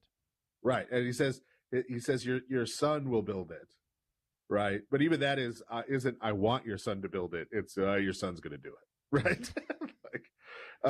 Right. And then even with Solomon, there's this ambivalence. Yeah. And God doesn't give. You see the excruciating detail given twice in Exodus for the tabernacle. Right. And there is nowhere in the Old Testament any kind of similar instructions for the temple. Right. We get a description of the temple and what Solomon did, right? But he's never sort of commanded. Now, there is this verse. There's somebody out there already listening to this, right? Now, they probably forgot we're not live, and they picked up the phone to try and call in actually us with this verse in 1 Chronicles 28. Right. That talks about David giving Solomon plans. Right. And David says, hey, I planned everything out the way God put it in my heart. Right. But they're going to say, no, God did give David plans. See? Yeah. I mean, but the thing is that it's such a contrast to the way that God lays out the tabernacle. So he's going to tell Moses with all this sort of blueprint kind of language, and then he's just going to sort of put it in David's heart, right. And right. Here's the thing. It's just David saying that. There's no point where it says, and the word of the Lord came to David, king of Israel, and said unto him. Yeah. And what David is literally saying in the original is, God put it on my heart to build him a temple, and here's the plans I came up with. Yeah. Right. Which is not the same thing. Right. Right. I mean, so I'm looking at the verse, and it says, hear me, my brothers and my people. I had it in my heart to build a house of rest for the ark of the covenant of the Lord and for the footstool of our God. And I made preparations for building. And then verse 3, but God said to me, you may not build a house for my name, for you are a man of war and have shed blood. Right. So immediately it's followed by no. Yeah. But so here's the plan, Solomon, right? Here's what I was working on. Right. Yeah. Right. Yeah.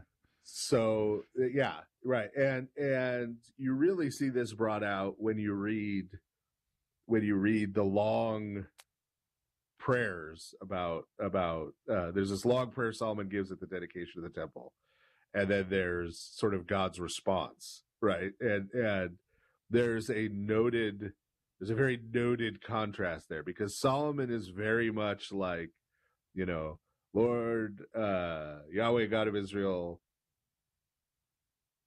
answer all the prayers of those who pray toward this building.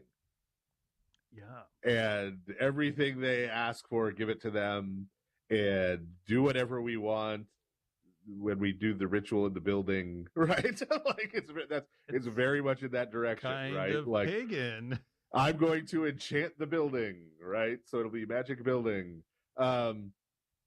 And God's response is basically like, I don't live in buildings made by human hands. I don't want this. I don't need this. This is not how this works. This is not how it works. And then sort of ends up with, but I will condescend, right, to dwell here. And, I will answer your prayers when they're the right prayers. And I will, right? And so, God very much not just continues to express ambivalence, but says this is a condescension, and he's not going to be limited by it, right? He says, I'm going to place my name here.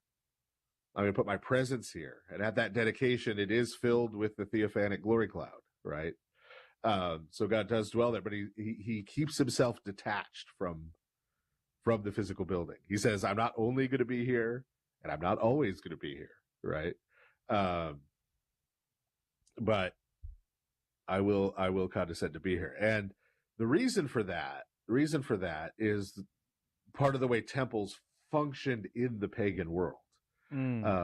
We've talked a lot about in idolatry how the idol became a body of the god, a hypostasis of the god. But in many ways, they believed the temple building similarly was itself sort of a body of the god. Yeah, and I was just going to say, for those who are kind of wanting to look up exactly the stuff that we just talked about, that's in 2 Chronicles chapter 6. You can see the prayer of dedication and God's response and all that kind of stuff is there. Yeah. It's also in 1 Kings. Yeah, okay. But so once you have that idea, right, that the temple itself is sort of seen and utilized the way an idol is, then the way Solomon was talking kind of makes sense, right? We talked about how the idol is sort of this point of leverage, right? And so the temple building itself could be such a point of leverage, right? A god trap, as it were.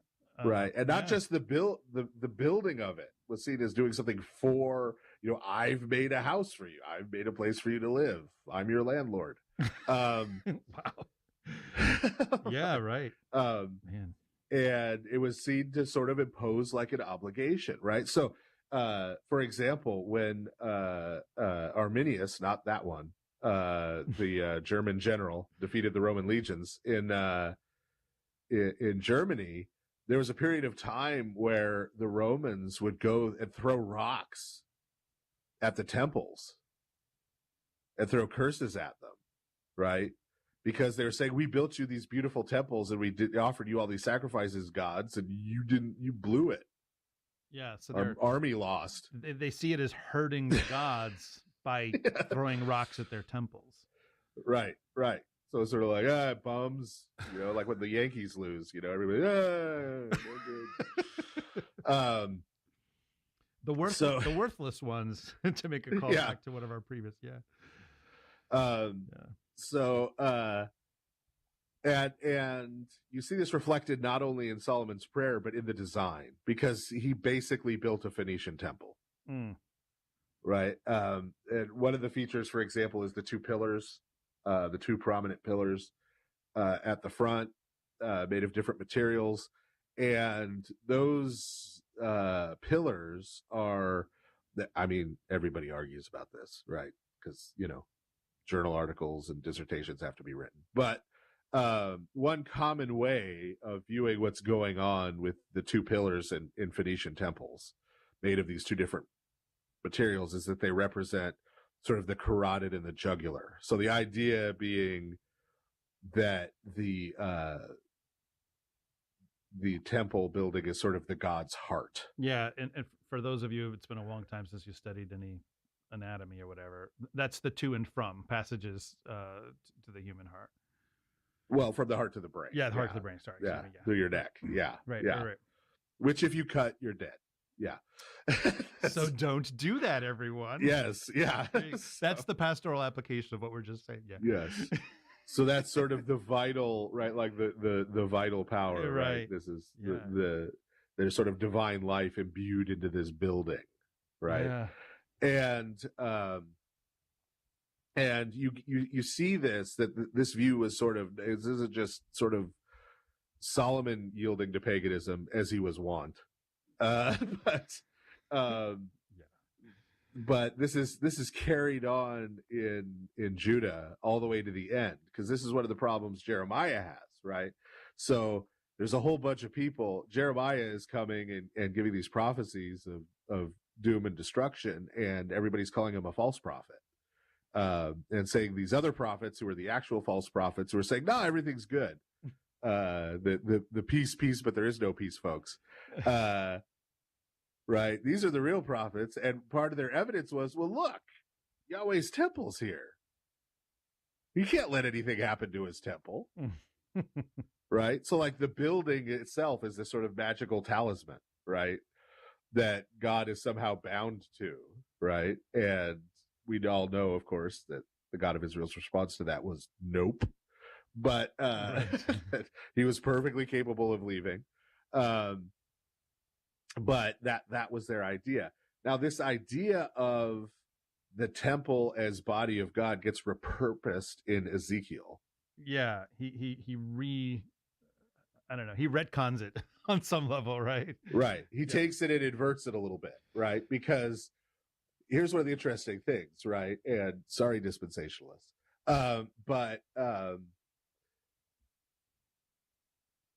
Yeah, let's talk to the dispensationalists. Okay. Because okay, dispensationalists, sit down. Our dispensationalist friends, right? Oh no, you've called them friends. are want to point out that the temple built in the days of Ezra and Nehemiah, the temple rededicated by the Maccabees, Herod's temple, none of those temples match the description of the temple in Ezekiel.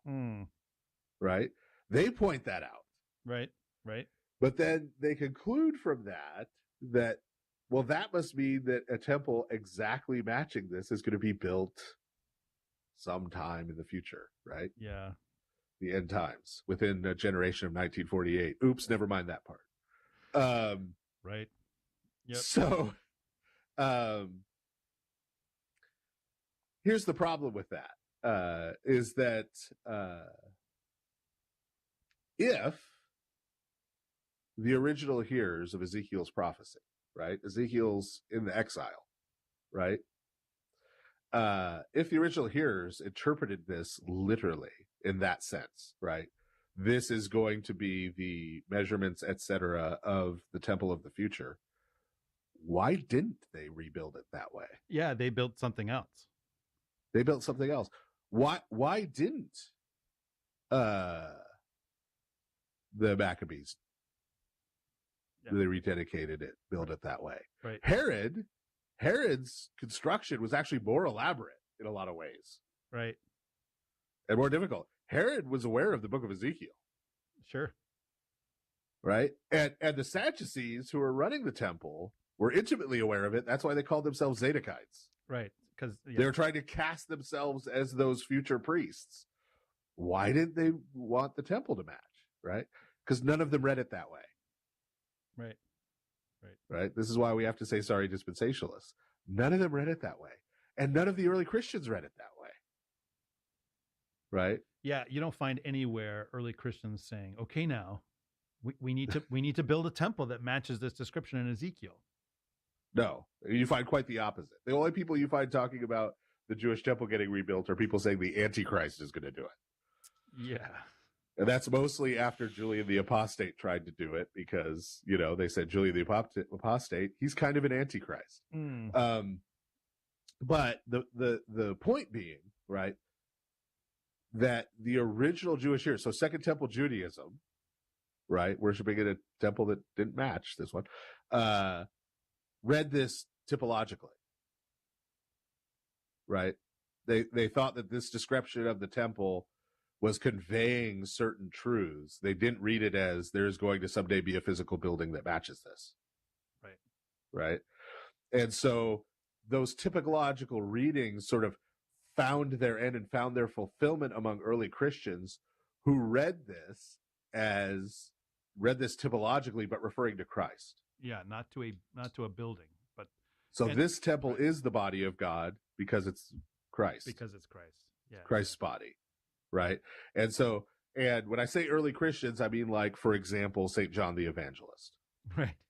Yeah. Because Christ himself says, he refers to his, and John supplies his interpretation. But, yes. You're going to, you'll tear down this temple and then I will raise it again in 3 days. And then it says, and by this he meant his body. Yes. St. John is good about the parenthetical notes, just in case you're not tracking. Like, right. Thank you.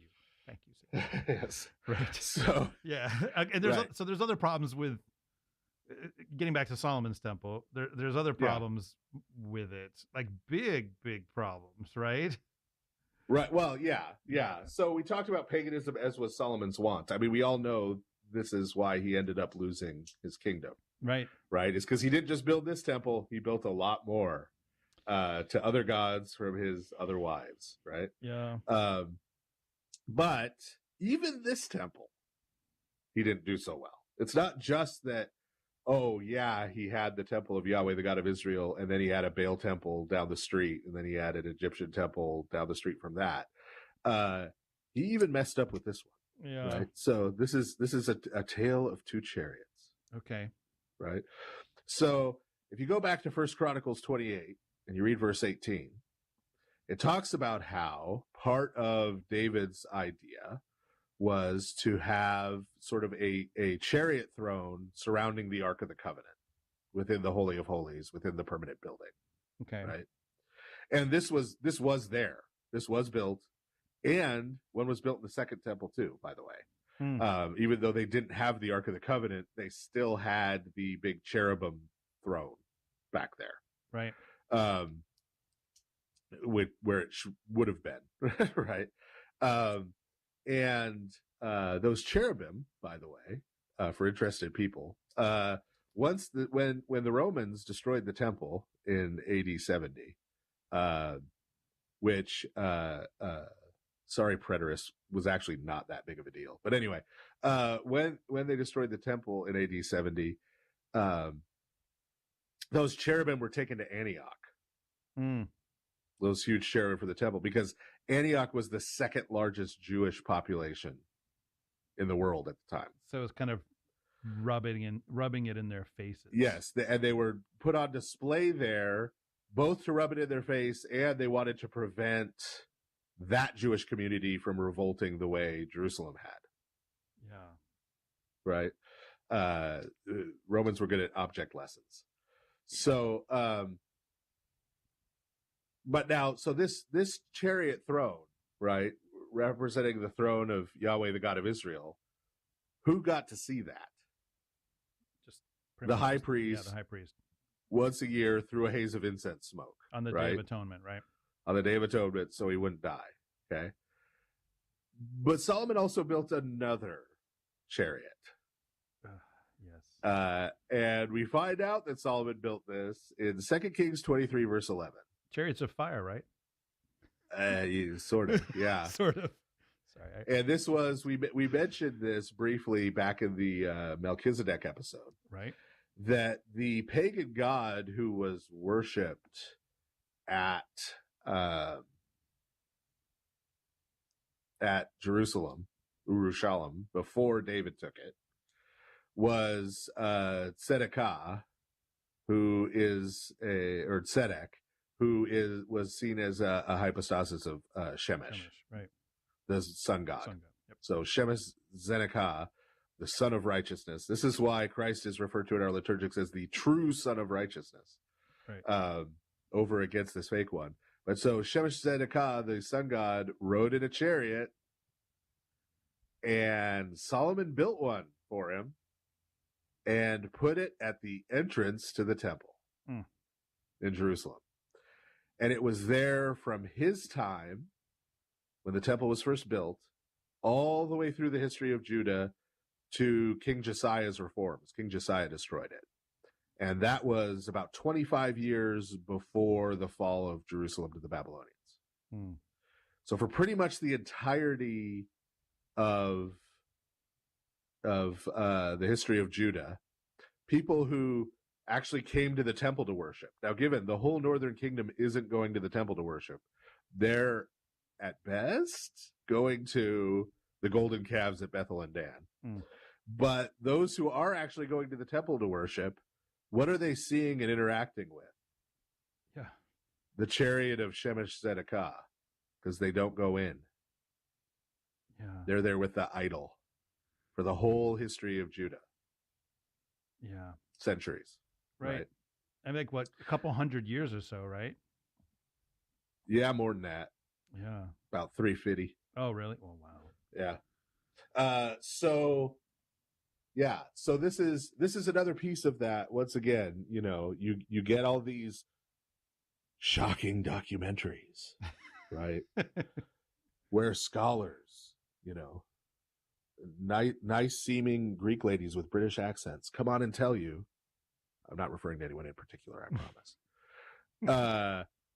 that the Bible tells you that ancient Israel was monotheistic, but it's lying. they were really polytheistic pagans. Yeah, because and you go, we dug. Have you read the Bible? Yeah, right. Yeah, exactly. Yeah, exactly. Right. It's like, yes, they were. The question is not, did the ancient Israelites worship more than one God? Right. The question is, were they supposed to? Right. And notably, that's the question. Yeah, and notably, if, as you said, if you read the scriptures, closely, or not even that closely, frankly, if you just simply read the scriptures, you see, they present God punishing them for doing this, God condemning them for doing this over and, allowing invasions, all this kind of stuff over and over and over again. And so it's an interesting question then, if ancient Israel was actually totally cool with being polytheistic, if everyone's been lying to you, right? It's like, well, why would they preserve the scriptures in this way if there's not this, say the opposite? Yeah, that's actually say the opposite. That point out how bad they are. And to me, actually, this is another of these things. Like, for instance, the apostles recording their own stupid sayings and sins and betrayals in the Gospels.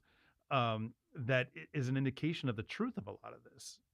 It's that, if it's all just propaganda, why would you depict your leaders and forebears and whatever in this bad light? But there it is. There it is. This is God's opinion about all these things, is what the scriptures is. So yeah. So right.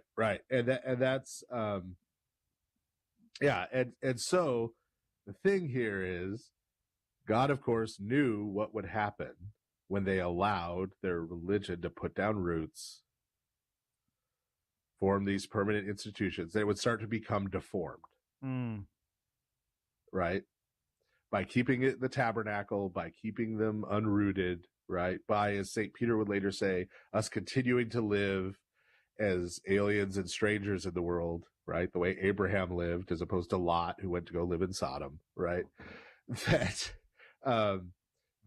would help preserve, right, the reality of who God is, rather than having it be deformed as they formed culture, and a culture like the cultures of the nations around them. Yeah. Right. Yeah. And so this sort of thing that happened is exactly why God did not want that permanent temple in the first place. Indeed. All right. Well, we're going to take another quick break, and we'll be right back with the third half of the Lord of Spirits. Father Andrew Stephen Damick and Father Stephen DeYoung will be back in a moment to take your calls on the next part of the Lord of Spirits. Give them a call at 855-237-2346. That's 855-AF-RADIO.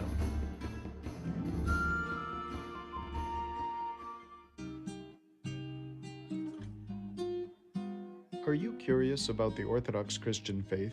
Do you have questions about Orthodox Christianity that you can't trust strangers in internet forums to answer? Are you an Orthodox Christian looking for a reliable first place to send your interested friends? Do you need help finding an Orthodox church near you? My name is Father Paul Hodge. I serve in the Antiochian Orthodox Christian Archdiocese of North America. My name is Father Joseph Lucas. I serve in the Orthodox Church in America. My name is Father Anthony Cook. I serve in the Greek Orthodox Archdiocese of America. And I'm Father Andrew Stephen Damick, Chief Content Officer of Ancient Faith Ministries and a priest of the Antiochian Archdiocese. And we're the Orthodox Intro team. If you're looking for a first stop online to get an introduction to the Orthodox faith, a place to get answers to questions from qualified Orthodox Christian clergy, a place to send your friends and not just toss them into the chaos of the internet, a place to get help finding an Orthodox parish and get plugged into an actual Orthodox community, then point your web browser at orthodoxintro.org.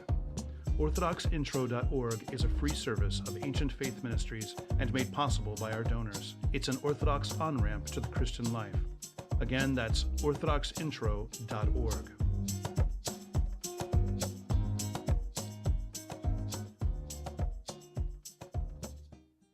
We're back now with the Lord of Spirits, with Father Andrew Stephen Damick and Father Stephen DeYoung.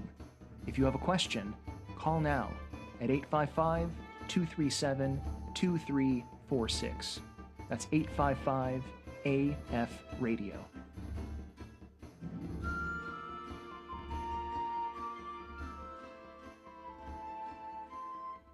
All right, welcome back. It's the third half of the Lord of Spirits podcast, because this is a podcast and a half. And once again, you can't call in, despite what the voice of Steve just said to you. Well, you can. You can. That's true. You will not get You're not good going to get results. us. Yeah.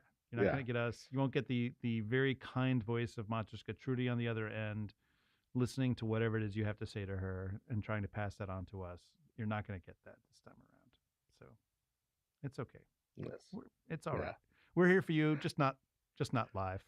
when we do this and we're not live, what we need to do is we need to find recordings of one of those old 976 numbers, like that would tell you scary stories at Halloween or something, or the one that did Bible stories. Wow, that does take me back. And just hook that up to the line, so that if anybody calls in during a non-live show, they get that. That's a great idea, and I'm sure we can find a donor to cover that. No. Yeah. So, all right. Well, we just finished up the second half talking about the tabernacle and its actual contents and so forth, its structure and contents. And we talked about the Temple of Solomon and how that really was not what God had in mind. Bad. Yeah. Very bad. Just not good. Not good. So here in the third half now, we're going to talk about how the tabernacle is understood in the New Testament. So, one more note though on Solomon. Sure, yeah. I'm once again trying to preclude a certain number of emails that I'll have to skim. And that is that somebody will say, actually Solomon's a saint. Okay. So, here's the thing. Okay. So I'm ready. Solomon, in terms of the story of Solomon in First Kings and in Chronicles, is presented as sort of the prototypical like reprobate, right? Yeah. But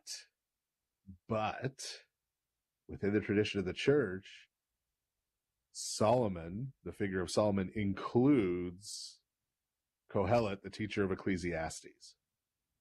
Right? And not going to sit here and argue, because that's a show and a half all by itself, the authorship of Ecclesiastes when it was written and all that. The point, though, being Ecclesiastes is taken to represent the fact that late in his life, Solomon found repentance. There you go.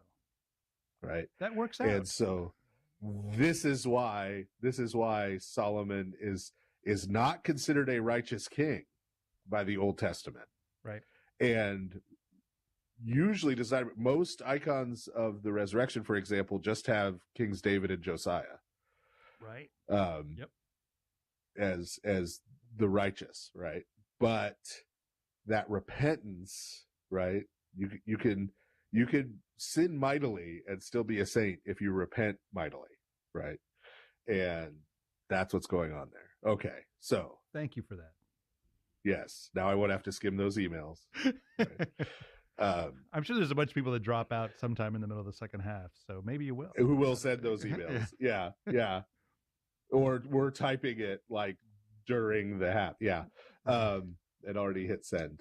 No, now we'll get the emails about what are you saying about Ecclesiastes. But at any rate, yes. So the tabernacle in the New Testament.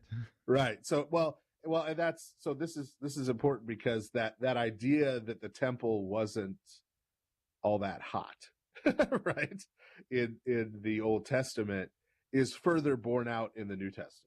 Right. And also why, as you mentioned, the destruction of the temple by the Romans is not really considered a significant Christian event. Right. It's not as big of a deal as the Presbyterians want it to be. Yes. Right. So, right. So, and so part of how we see that is that in the New Testament, when we see reflections on both heavenly worship and Christian worship, we see people talking in terms of the tabernacle and not the temple. Right. Right. And this begins to be telegraphed even, right, in the attitude we see sort of toward Herod's temple expressed in the Gospels, the kind of ambivalent attitude. in the gospel and Acts. I say ambivalent, right? Both sides, right? So on one hand, it's not outright rejected, right, by Christ or by the apostles, but it's not fully embraced either, right? No, there's no commandments by them to go to the temple and do X, right. Y, and Z. We read them doing that, but again, it seems to be sort of a voluntary association kind of thing, right? So, and this is not sort of some kind of radical. This ambivalence is not sort of a radical thing in the New Testament. This is pretty common in the Judaisms of the day, right? So there are lots of forms of Judaism in the Second Temple period that have varying relationships with the temple in Jerusalem, Herod's temple in particular, at that time. So there are groups like the group at Qumran, wrote the Dead Sea Scrolls, who rejected Herod's temple completely. Right, and they were doing some kind of rituals out there in the desert to replace it.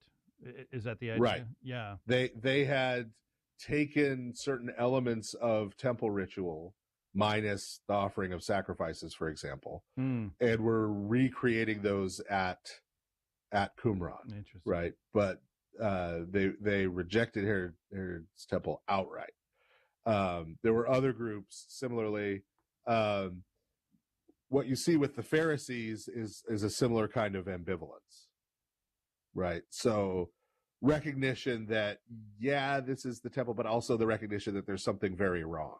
The key signifier of the something wrong being not just the association with Herod, who's, not Jewish. Right. Idumean. But that the theophanic glory cloud, the presence of God, never returns to the temple after it's rebuilt. Right. That being the key major signifier that something's wrong with it, right? So then you get this ambivalence. Yeah. So like there's a sense of, okay, well, God did not come and, visually descend into the temple. We're going to still use it to worship him because we got to worship him. So, okay, well, yeah, what else do you have? Yeah, right. Yeah. So, and then there's lots of debate as to, right. So at Qumran, they think that's not correctable. Right. The Pharisees kind of thought that was potentially correctable. Yeah, but by everybody keeping the law perfectly, right? Keeping the Torah, returning to the Torah, getting rid of those no good Sadducees, right? Returning it to the rightful people. That when all that happened, then God's presence would return, and then things would be right. Right. And that was associated with the coming of the Messiah and all of those things, right?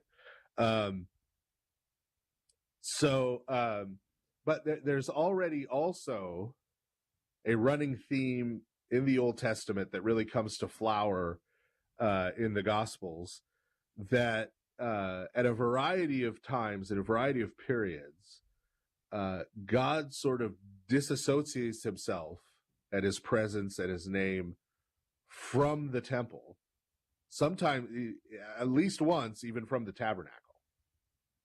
And that presence is then located by means of his spirit indwelling some person or persons, right? So one of the first examples of this that we see is actually in 1 Samuel, and it's in the person of the prophet Samuel, who in the early chapters of Samuel, we see, Eli and his sons, that the priesthood that's associated with the tabernacle is corrupted. Right. And we then read about, and people may not even pause to think about it, Samuel sets up his own altar. Not at the tabernacle. Yeah. And offers sacrifices to God there at Naboth. That's a big statement. Yeah. Where he has a community of prophets living around him. This kind of proto-monastic, right, city of prophets. That's where Saul goes to and rips off all his clothes and flops around on the ground. As we've previously said. Yeah. When the Spirit seizes him and he prophesies. But the point being, I was going to say, kind of Israel in exile is sort of the idea, like a government in exile, right? Right, right. That God's presence has left sort of the official establishment and is gone there, right? You're going to see shades of this in St. Simeon the New Theologian, by the way.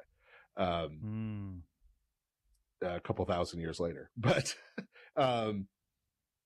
so that happens. And this happens more than once, right? We have this thing that looks like a weird detour in the books of 1st and 2nd Kings, which ostensibly are about the kings, right? We're going down through the kingly lines, describing what the kings did, mostly how wicked they were. And then all of a sudden, we follow the prophets Elijah and Elisha for a long time. Who are not down in Judah. Yeah, and who are not kings. Yeah, right. Yeah. Right? That's all of a sudden now we're following that. Why? Well, because especially when you're dealing with, Ahab and Jezebel and their priests and the religion of the northern kingdom and the golden calves at Bethel and Dan, right? Right. That's not the king and the priest is not the place where God's presence is, right? His presence was never at the shrines at Bethel and Dan, right? So no, it's with these prophets who are indwelt by the Spirit of God. See the same thing with Jeremiah, as we alluded to earlier, right? They're putting all their confidence in the fact that this building is here, right? But God has sort of left the building, right? And it's now, his Spirit is dwelling in Jeremiah, right? And Jeremiah is now the focus of God's activity, right? Among his people. And then when we get into the New Testament, then we see this particularly in St. Luke's gospel with St. John the Forerunner, whose father is a priest. Right. In the temple, in Jerusalem. Right. And who then gets killed. And right. And who, for a while his voice falls silent, which is a kind of literal muting of the priesthood. Yeah. Yeah. And then where does God's presence go? It goes out into the wilderness with St. John. Right. The word of the Lord comes to St. John in the wilderness. Yeah. It's not at the temple, right? It's now with St. John in the wilderness where he's bringing together the faithful remnant, right? And gathering these disciples who he then turns over to Christ, who, as we already talked about, St. John points out, is now the temple. Yep. Including my patron saint. Right. He goes from St. John to the Lord. Yeah. And so this idea, right, from the beginning, really, from God's ambivalent statement at the time he comes to dwell in Solomon's temple, right? There is this idea that God isn't sort of permanently attached to this building. And that this building is, like I said, a condescension, and that it's always problematic, right? And so this detachment from the building, Ezekiel sees him leave the building, right? There's firm precedent and idea for it. And so by the time that temple is destroyed in AD 70, right? The reason you don't see anything about it anywhere in the New Testament is because it wasn't a big deal at that point for Christians. Yeah, because it happens within the scope of the timeline of the New Testament. Right. They didn't need it anymore. Not even mentioned, right? Not even mentioned. And right. And so again, sorry, Presbyterians, but a much bigger deal historically. And this is, I'll just note this once again for preterists. If you really want to be a preterist, why not AD 135? Jerusalem gets destroyed. There's a false Messiah who everybody follows. Like, all the stuff is there. Anyway, moving on from picking on preterists. So, and this really comes to fruition, right? When you look at the end of the book of Revelation, you look at the new heavens and the earth, and it's explicit. There's no temple. Yeah. Right? There's no temple. Yeah. Go ahead. Yeah, go ahead.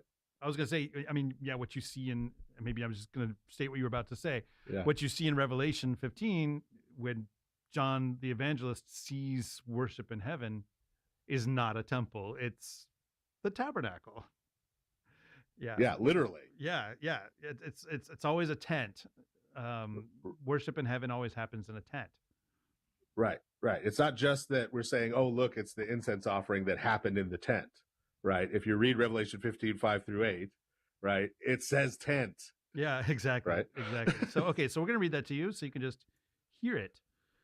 This is Revelation 5, starting with verse 15. 15, yeah. Starting with verse 5 through verse 8. After this, I looked, and the sanctuary of the tent of witness in heaven was opened.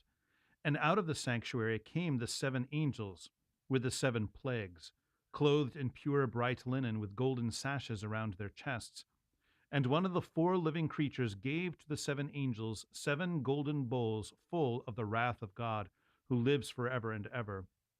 And the sanctuary was filled with smoke from the glory of God and from his power. And no one could enter the sanctuary until the 7 plagues of the 7 angels were finished. Right. So they come out of the tent, right? That's the heavenly tent, the one that Moses went into, that the earthly one was patterned after. Yeah. Right. Yeah. And as I say, and it's notable what it says there at the end of verse 8, that no one could enter the sanctuary until the 7 plagues of the 7 angels were finished. I mean, what are the 7 plagues? It's them bringing out this incense, this wrath incense that brings the plagues, but knowing what, listener, if you remember what we said about these things coming out of the holy place in the tabernacle, the point is to enable entrance. It says no one could enter the sanctuary until. So the plagues are this kind of incense of purification that's being enacted eschatologically so that people can enter into the Holy of Holies. Right. To purify the earth so that it can become the sanctuary. Yeah. And of course, as we already saw in Hebrews and read, Christ is the high priest. Where does he serve as high priest? In the tent, right? In the tabernacle. Not in a temple. Yeah. So with that in mind, as one might expect, when we see early Orthodox Christian worship spaces, right, and even contemporary ones, they're patterned after the tabernacle. Yeah, I mean, we often call them temples because there is a permanence to them, and they're made of stone and so forth. But their pattern is not after, like, Solomon's temple or Herod's temple, right? Right. Yeah. It's after the tabernacle. We don't have any sun god chariots. Yeah, no sun god chariots out front that you're offering sacrifices to. Occasionally a Christmas tree. Stir the pot. So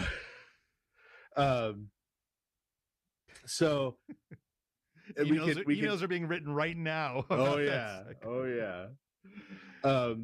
So once again, in talking about, right, in Orthodox Christian worship space, we can sort of start at the outer court and work our way in, just like right? we do with the tabernacle. Yes. Right. So if you read those great old King James influenced translations of our baptismal liturgics, or Quaston talking about baptism in the Church Fathers, you find it referred to as the laver of regeneration. Mm-hmm. Which, right? And where does baptism normally happen? In the narthex, or sometimes in a separate building that's kind of near the entrance. But in the narthex is where baptism traditionally happens.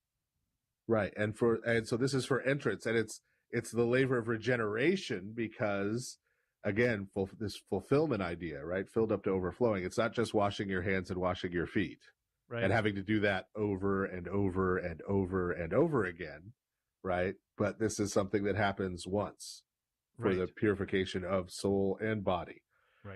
Right. And then you also have sort of branching out washings that still do occur that are sort of related to this by being a renewal of baptism. So, for instance, the clergy, right when they're done vesting, they wash their hands, but only when they're done vesting to serve the divine liturgy, right? It's for the Eucharist is when they do this hand washing.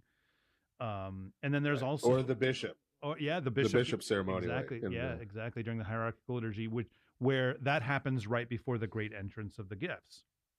Right. Yeah.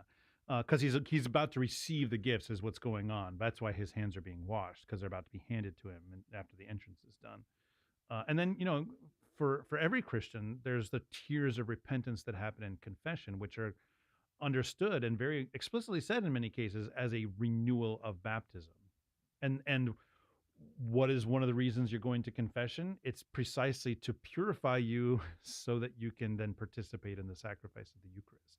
So again, you see this washing theme. It's about being able to enter and participate. Right. Being able to enter in, right? Because, of course, as we've said before, the place where we are, or the place where the people are during the service is the holy place. Right. Right. You're not now outside the building. Yeah. We've entered into the tent. Right. We've entered into the tent. That's what the nave of the church is. Right. So you're in the place where the priests, right, were, as we talked about in our episode about priesthood. But so then what's the other element that was in the outer court that was related to entrance? That was the altar of burnt offering. Yep. Right. It's about purification of sin, restoration of communion, the building of communion with God. Right. Which is also, right, you're baptized for the remission of sins. That's renewed in confession and absolution, right?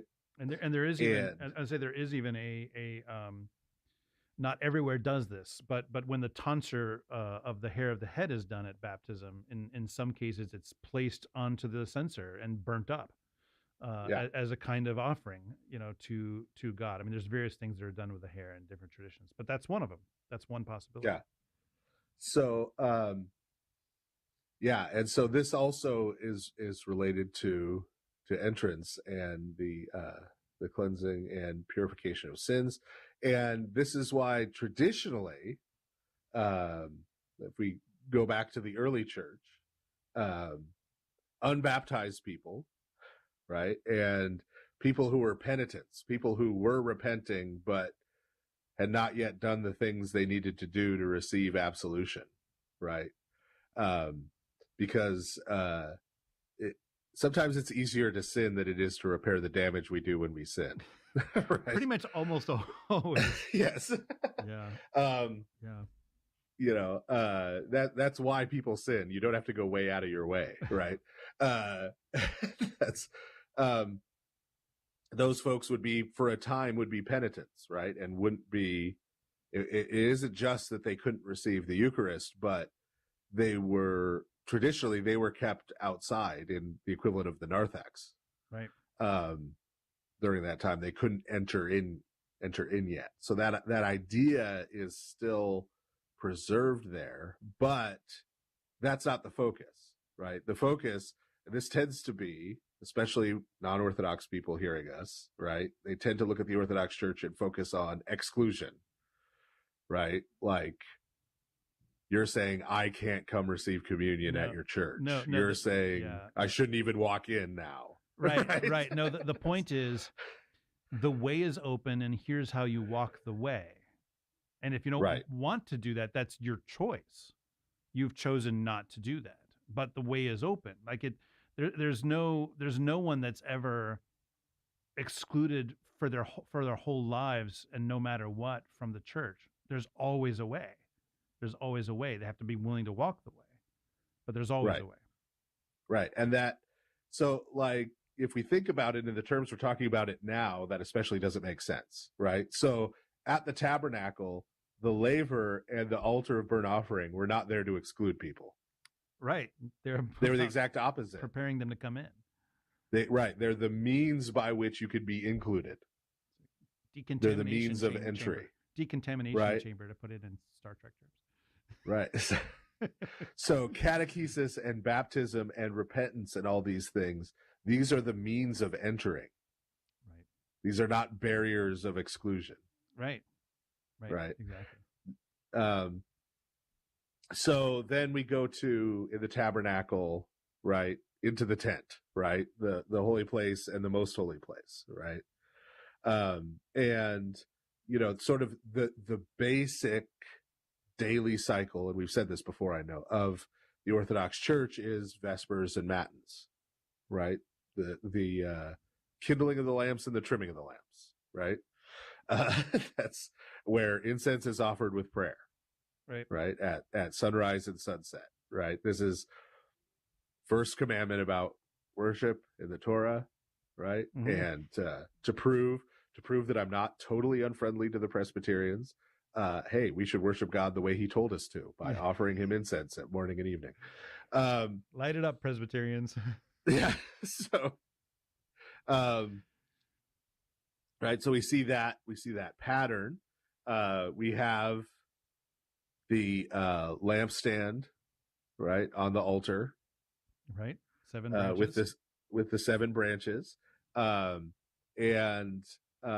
you see the importance of that in the letters to the 7 churches of the Book of Revelation, right, where you've got the lampstand is lit as an earmark of the local church existing as the church, and if that lampstand gets removed, then that means that's not really the church anymore.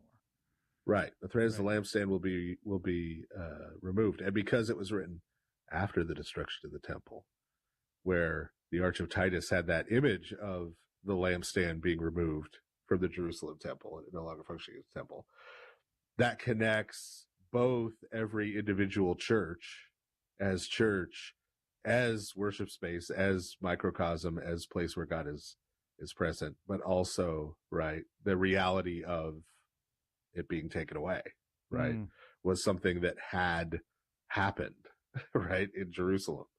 Right. And so it functions in the same way, right? Remember the lampstand, the 7 lights, right? This is the microcosm. Some churches even have sort of like light blue ceilings, right, in the buildings, right? And you have the dome depicting Christ enthroned in the heavens. Yeah, and there's sometimes stars up there as well. In the chandeliers. Yeah. And and so the idea is that as place of worship liturgically, just like the tabernacle, it becomes a microcosm of the entire creation. And just as the bread of the presence was there to feed the priests during their service, right? We're now all in that priest position. And so we have, if you go to a divine liturgy, we have the Antiteron. If you go to a vigil service, right? Or just a Vesper service where there's the Latia and Artoklasia, right? There is bread. Right. And the point of that bread is, is you're going to be in an all-night vigil is the original liturgical purpose of it. So it's like, here, you're going to need something to eat. It's so strengthening you for the time of your service. Exactly. It's the same purpose. Yeah, yes. Exactly. Right. It's God feeding his people, right? And strengthening them.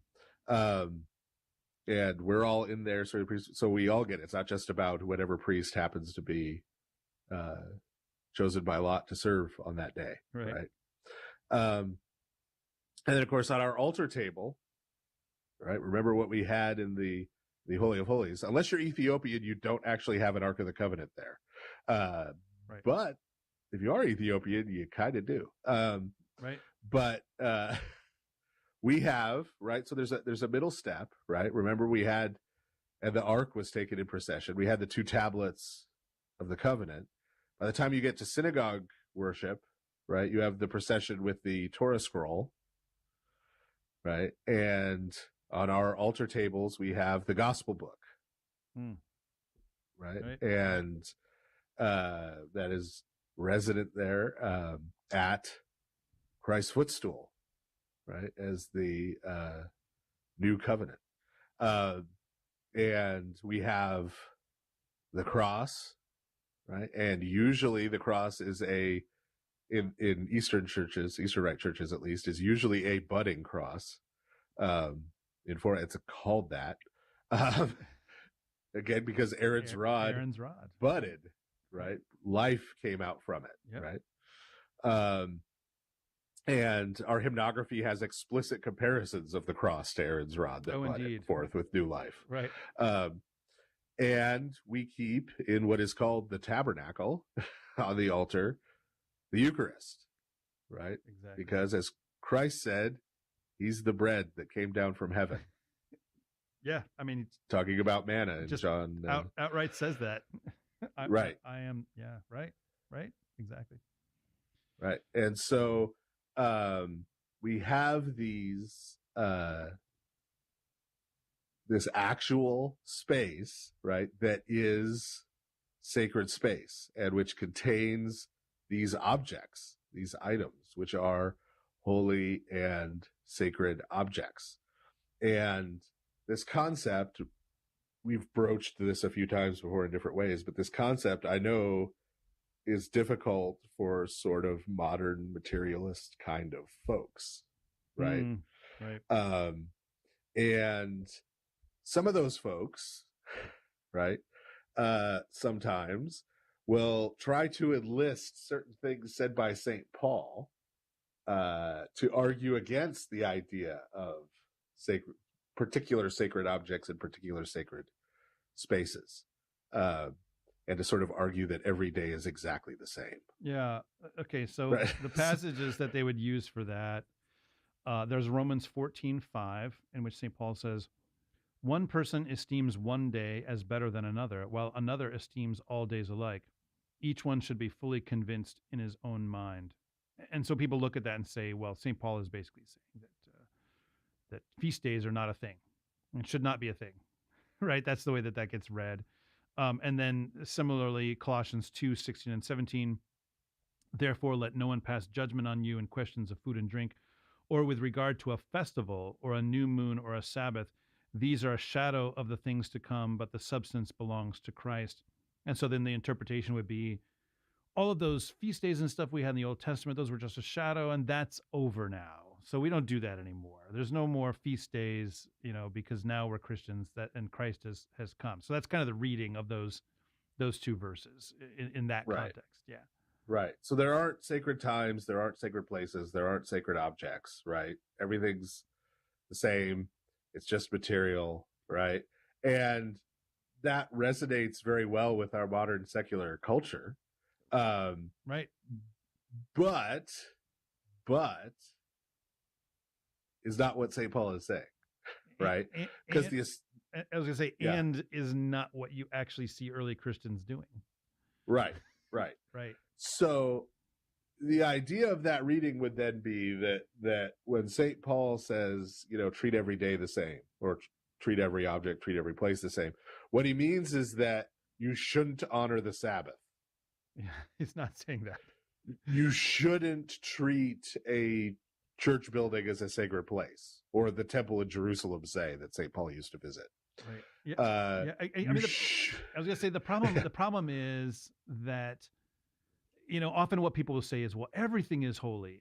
But the problem is then when people say that, what they mean by it in terms of actual practical application is that nothing is holy. Right. If everybody is special, nobody is special. Right. Sorry, millennials. That was a cheap shot. Wow. I think that was a cheap shot. Wow. I know you treasure your participation trophies. It's okay. Wow. But this is like 50% of our audience, right? I know. I'm out of control. He's a wild man. I can't stop him, everybody. That's a stereotype. But no. But yeah, so yeah, if everything is special, nothing is special, right? If everything is great, nothing is great, right? Right. And so St. Paul wasn't saying either of those things. No. He wasn't saying nothing is sacred, and he wasn't saying everything is sacred. He's saying everything is potentially sacred. Right? Every space is potentially sacred space. Every time is potentially sacred time.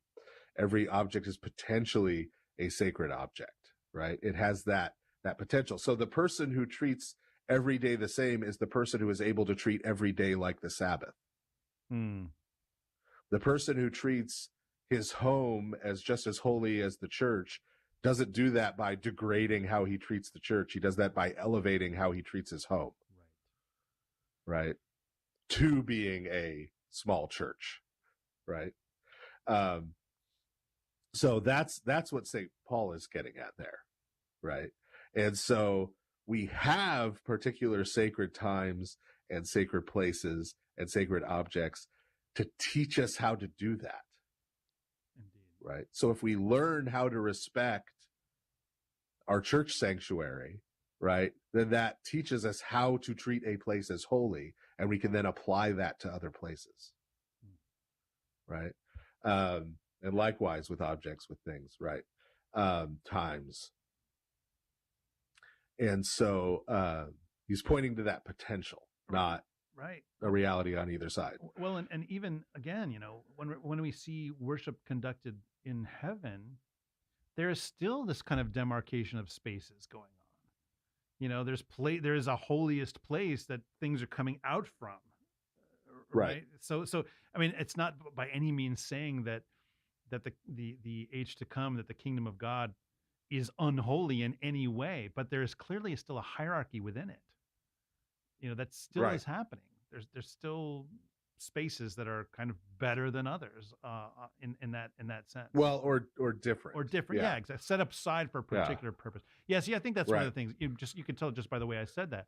I think that's one of the things that a lot of modern people, when they hear the word holy, what they understand by it is to mean better than. But it's interesting if you read, for instance, we've made mention of a lot of the laws and stuff in Exodus and Leviticus and Numbers. You'll hear this refrain over and over again about something being sanctified, sanctified, sanctified, sanctified, and it's very clear in context that what that means is set apart for a particular purpose. Because there's some cases in which where sanctified is used, that it would not make any sense to mean something is better than or is kind of shining with mystical light or whatever we mean by holy or sanctified. That it just means simply separated, separated out. We've got Plato brain, and so we bring like good and evil into our ontology and stuff in weird ways, right? So like we're human, okay? We all have to go to the bathroom somewhere. We don't do that in a holy place. Right. we do that in a place set aside for that purpose. Right. But the bathroom is not like evil. Right. Right. It's a necessary thing performing a necessary function, and hopefully you keep it clean. And you don't put your icon corner in there. Right. You know, like that's just not what you would do. Right. But it's not because it's evil. Right. It's because that's not its purpose. Yeah. Right.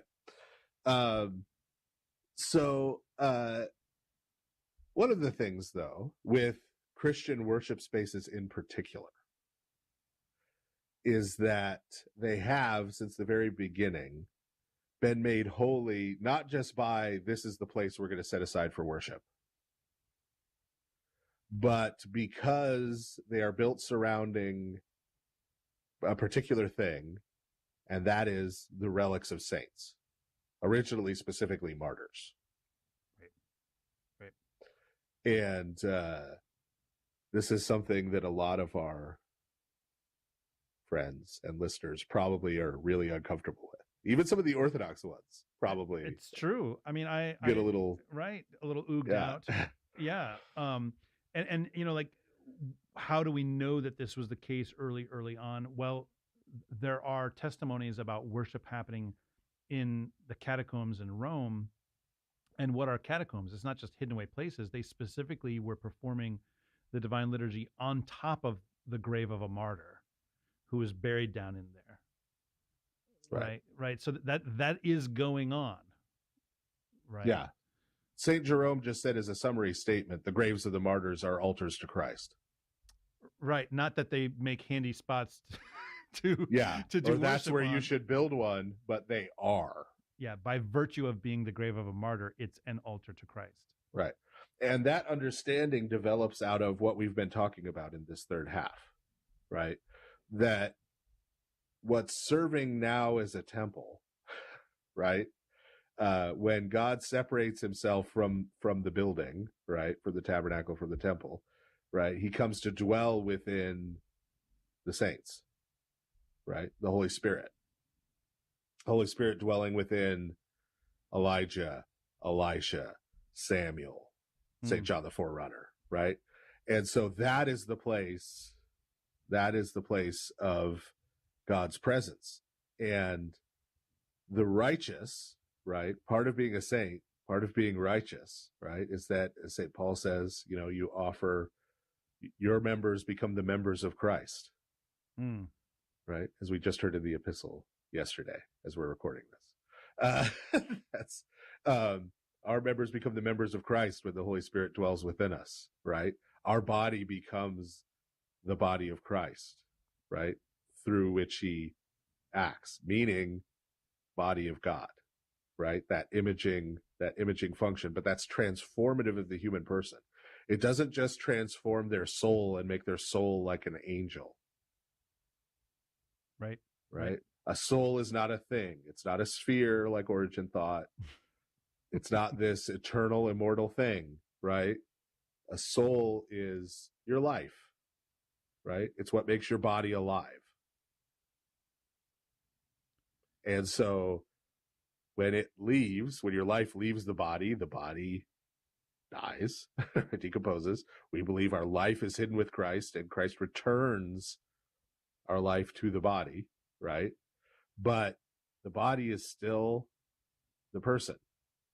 Right. It still belongs to that person. I mean, we for a lot more on this, see our episodes about bodies, and then also see our episode about relics. We did all that stuff.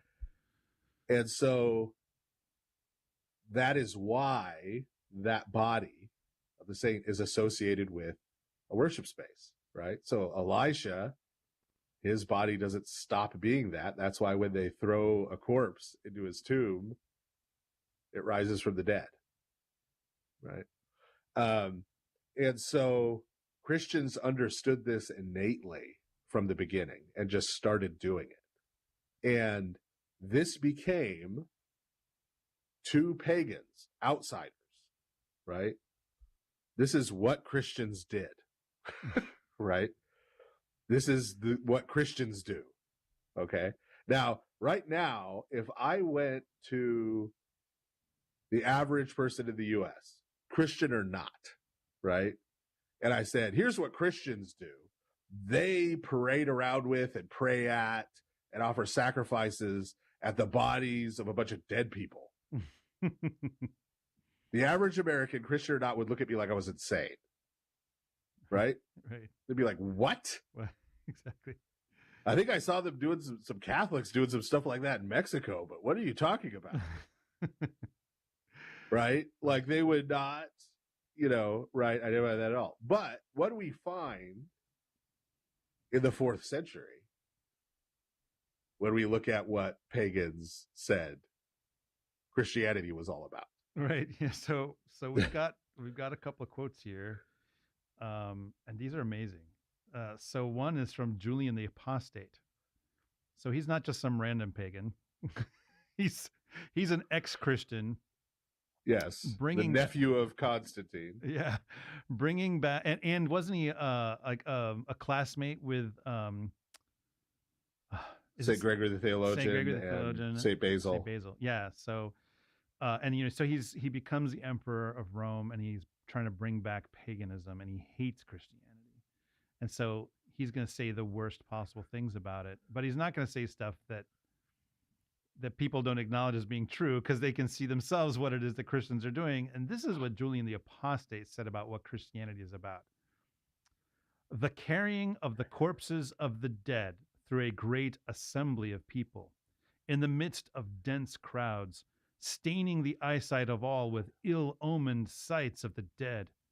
What day so touched with death could be lucky? How, after being present at such ceremonies, could anyone approach the gods and their temples? So he's ridiculing Christians and saying, look at what they do. They carry their bones of people around, and like, oh, yeah, it's a bad omen. Yeah, it's so gross, It corrupts you, right?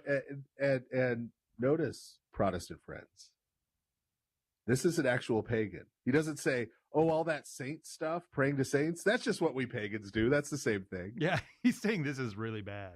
He doesn't seem to think it's the same thing at all. Yeah. And he should know, right? Yeah, he would totally know, because he's been Christian. He was raised Christian and then became pagan and favors paganism. Yeah. Yeah. Okay, so we've got another one from Evnapius of Sardis. again from the 4th century. He's pagan, complaining about Christians.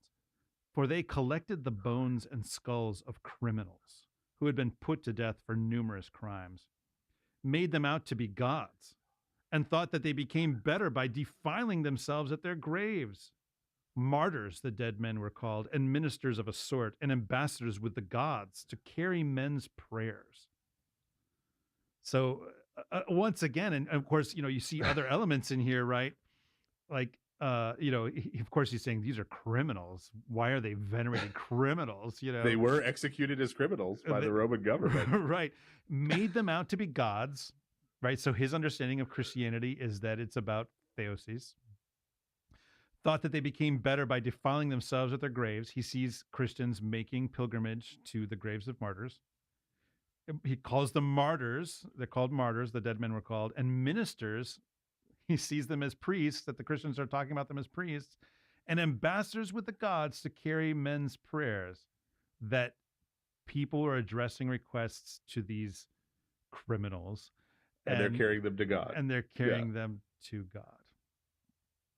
So this is a pagan making fun of Christianity in the 4th century, and he basically is talking about the veneration of the relics and the memories of martyrs, and the understanding that martyrs will pass on the prayers of Christians to God, which, I mean, we could just point out that we see that in the book of Revelation. Right. That's actually but so, yeah, and it's practically happening in the early church in this way, right? And is the common, right? This is what Christianity is about for him. And Evnapios is not only a pagan, but he's a Neoplatonist. So he wrote the sort of biographies of famous philosophers, basically following Neoplatonism. And it's actually one of the best sources on the lives of these philosophers. So his text was actually preserved in the church, but he's constantly issuing anti-Christian attacks like this, right? He hated Christianity. And so St. Photius the Great, in the 9th century, said that he also had possession, in addition to the original, of another version of his writings that had all the anti-Christian stuff edited out. Because by that point, everybody was a Christian. Right. And they weren't big fans. But so notice folks who want to say that, the 4th century church, right? All those saints, the Council of Nicaea, all that, they're just taking Neoplatonism and Greek philosophy and distorting Christianity with it. Okay, this is a 4th century Neoplatonist and pagan. He doesn't think that we're doing the same thing. Right. And he should know. Yeah. Yeah. If anyone would know. Right. Yeah. He thinks it's radically different. And it's interesting, again, part of what offends these pagans so much is this kind of an inversion of pagan virtue, right? Because it's humility and martyrdom that are elevated in Christianity. Whereas for pagans, no. Paganism does not work that way. That's why would you want to become like that person? Yeah. Like he's executed like a criminal. Hello. Total low life. Yeah. Right. Yeah. So this is and so they can't comprehend, and not to mention, they're not big fans of the body in general. Right. It's all about escaping the body. Right. Remember St. Paul in Athens getting laughed at when he talked about the resurrection, right? This is ridiculous to them, right? So how much more triply ridiculous would it be to parade around and honor some bones? Right? Like this makes zero sense to them, right? And so why, if this was the impression on the ground at the time, why do people today draw what seems to them to be easy connections between the veneration of the saints and polytheism, or between early Christian theology and Neoplatonism, right? If it was completely not obvious at the time, right? Why does it seem so? And part of it is because we've kind of got Protestant brain, even if we're not Protestants. And so we think of Christianity as a set of beliefs. Right. We think of Christianity as a set of things that you hold to be true. sort of logical propositions that you hold to be true. And so these comparisons are made by, well, what is the veneration of saints? Well, it's a system of beliefs, right? And so we line up what those beliefs would be. We then line up, well, what do pagan polytheists believe? As if pagan religion had anything to do with quote unquote beliefs, right? And believing in faith, right? There were no sola fide pagans. Okay. I assure you of that. Right. And we try to line up those beliefs and compare and contrast, and they kind of look similar when we draw them out. Same thing with Neoplatonism, right? But that's not how Neoplatonism or paganism or Christianity worked in the ancient world. They were not systems of belief. They were ways of life that were made up of practices. Yeah, and I mean, you can even see this like in the text of the ecumenical councils, right? They have like statements of dogma, but within all of that as well is a huge amount of texts that are aimed at the ways things are done. Right? It's not just they're not just sort of regulatory. I know sometimes we call them like disciplinary, whatever. Which is fine. I mean, I think that's an okay language, but we have to understand that this is so central, that the ways things are done are so central that the canonical penalties that attach to them are things like being deposed from the priesthood or excommunication, right? That's what's really attached. It's not just here's some things that we say and everybody has to agree to this. And indeed, what is a heretic according to an ecumenical council? It's not just someone who thinks certain things. Has a bad idea. Is wrong. It's a teacher of those things. In other words, you're teaching people to do and to say this other way. Right. It's not thought crime. There's no thought crime in an ecumenical council. The original meaning of the word heresy is a sect. Right. It's an actual a sectarian group. Yes, you're a different group with a different way of life. Because this also isn't. It's not just that it's not beliefs. It's not individual beliefs.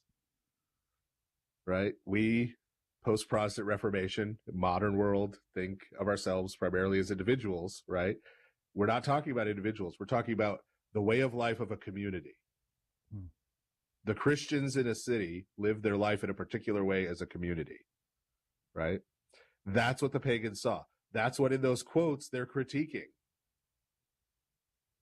They're not critiquing what individuals believe. They're critiquing what the Christians as a community do, right? How they conduct their life, how they worship, what they practice together, right? Their way of life, right? And so a heretic is someone, like your arch heretic, like Arius or someone, is someone who draws a following off after themselves and establishes another way of life, right? Another community. Yep. That's the problem, right? Just being in the church and being wrong about things, guess what? That's everybody. Right. We're all wrong in one way or another. Right? None of us has perfect theology. Most of us haven't even worked out. Most of us don't even have an opinion on most areas of theology, right? I could find one obscure enough that you haven't even heard of, right? And you might be able to come up with an opinion, but that's got nothing to do with what Christianity is, right? That's sometimes how we teach it. That's sometimes how we do catechesis, even in the Orthodox Church, right? Is I'm going to teach you a bunch of things you should believe instead of the things you used to believe. But that's not what Christianity is. Right. That's not what and it's definitely not what it was in the ancient world. Right. And so that's why we get these kind of false results and see these false similarities. Right. Because the veneration of the saints is not a set of like belief propositions. Right. It's something that was practiced by the earliest Christians. Right. It was observable, therefore. Right. By these outsiders. Yeah.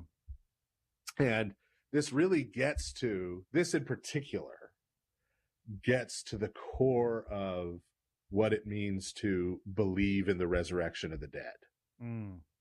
Right? Because we tend to treat that as, well, we believe that someday Jesus will return and everybody will be alive again in their body. Which is not wrong. Right. But that is a true statement. Yeah. But, and hopefully you hold to that, because that's not even clear with a lot of people, unfortunately, Right. now in modern Christianity. Right. Right. A lot of people just talk about going to heaven forever and stuff, which is not it. Right. But belief in the resurrection goes a lot farther than that. Right. Because there's this element of resurrection that we see in Christ's resurrection. This gets brought out in Romans. It gets brought out in the Epistle of St. James, of vindication. It's brought out in a lot of our Orthodox hymnography, right? Christ died condemned as a criminal, right? And when he rose from the dead, that was the vindication of him, of his claims to be the Messiah, of his claims about who he was. Vindication over against the slander that was leveled against him by others that ended in his death, right? And this is true, as you can see in those quotes, also of the martyrs, also of the righteous. Right. They get treated just like Christ. The righteous are persecuted, right? The righteous suffer in this world. The righteous are falsely accused. The righteous, in the case of the martyrs, were condemned to death as criminals, right? And their resurrection is the vindication that no, that's not who they are. Because when Christ appears, they appear with him. And they are still alive, and they are reigning in glory with him, right? All of this is entailed, right? And Christ says as much when he critiques the Sadducees, right, about the resurrection of the dead. He doesn't say, you're wrong. On the last day, everyone is going to be raised from the dead bodily. He says, God says, I am the God of Abraham, Isaac, and Jacob. He said that to Moses, right? He says, God is not the God of the dead, but of the living. So Christ's answer to what it means to believe in the resurrection of the dead means that you believe that those righteous are not dead, but are alive. Yeah. And what are they doing? Right? That they are with God, right? That they are the pillars, right? So this idea of theosis, of the saints co-reigning, of them serving as priests, ministers, and ambassadors, as our pagan friend said, them serving as priests and co-rulers of Christ.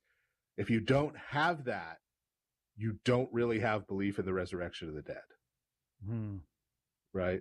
Not in the sense that the scriptures mean it, right? I mean, Christ disambiguates that by Lazarus's grave,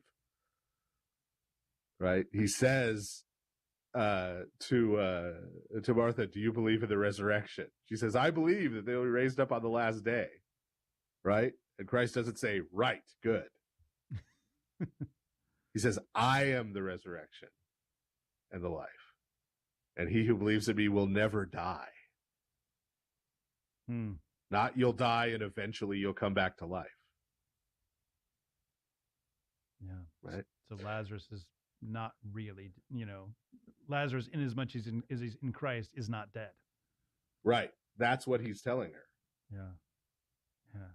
And so, I mean, then one of the conclusions to that is that what sanctifies a church temple, relics, is therefore a testimony to the resurrection of the dead, because we're, the church temple, our own sort of local instantiation of the tabernacle, right, becomes what it is because you have the presence of someone whose body has become the body of God, the body of Christ. Right. The space they occupy is holy space because they occupy it. In the same way that Moses had to take his shoes off next to the burning bush. Yeah. Wow. So to wrap up this episode, we've been talking about the tabernacle. Where does it come from? What is it patterned off of? It's patterned off of the tent of God on the holy mountain, paradise, where he dwells with the sons of God, right? Those who are with him. And, we extended that out now in the third half, where we talked about how that applies now to the church within the New Testament, within the period that we're now in. And, one of the things that Father Stephen mentioned here at the end is that Christianity is not defined in the ancient world in terms of being simply a list of beliefs. There are beliefs, for sure, right? There are beliefs. But I think that as modern people, we tend to think of belief, and here I am, I'm saying think of belief, right? So I'm expressing the language with this modern way of thinking. We are modern people. We tend to think of belief as the thing that makes you really a Christian, or that makes you really whatever it is you are. Like if you believe it truly, and so, I mean, one of the experiences that I've had, in ministry in the church is that a lot of times people have, a crisis or a struggle within themselves. Do I believe hard enough? Do I trust hard enough? Right? Um, can I really forgive that person? And by that they mean, become convinced in my mind, not to that what they did doesn't matter, right, or something like that. And so it becomes this kind of mental thing, right? Which, I mean, it's understandable because that's what defines so much of our modern world. I get it. I understand why people feel that way, why they think that way, right? But in Christianity, traditionally, and in Orthodox Christianity, the question is not, do I believe hard enough, or do I think the right things, or do I have the right opinions, but am I faithful? Am I practicing this faith, right? It's based on what you do.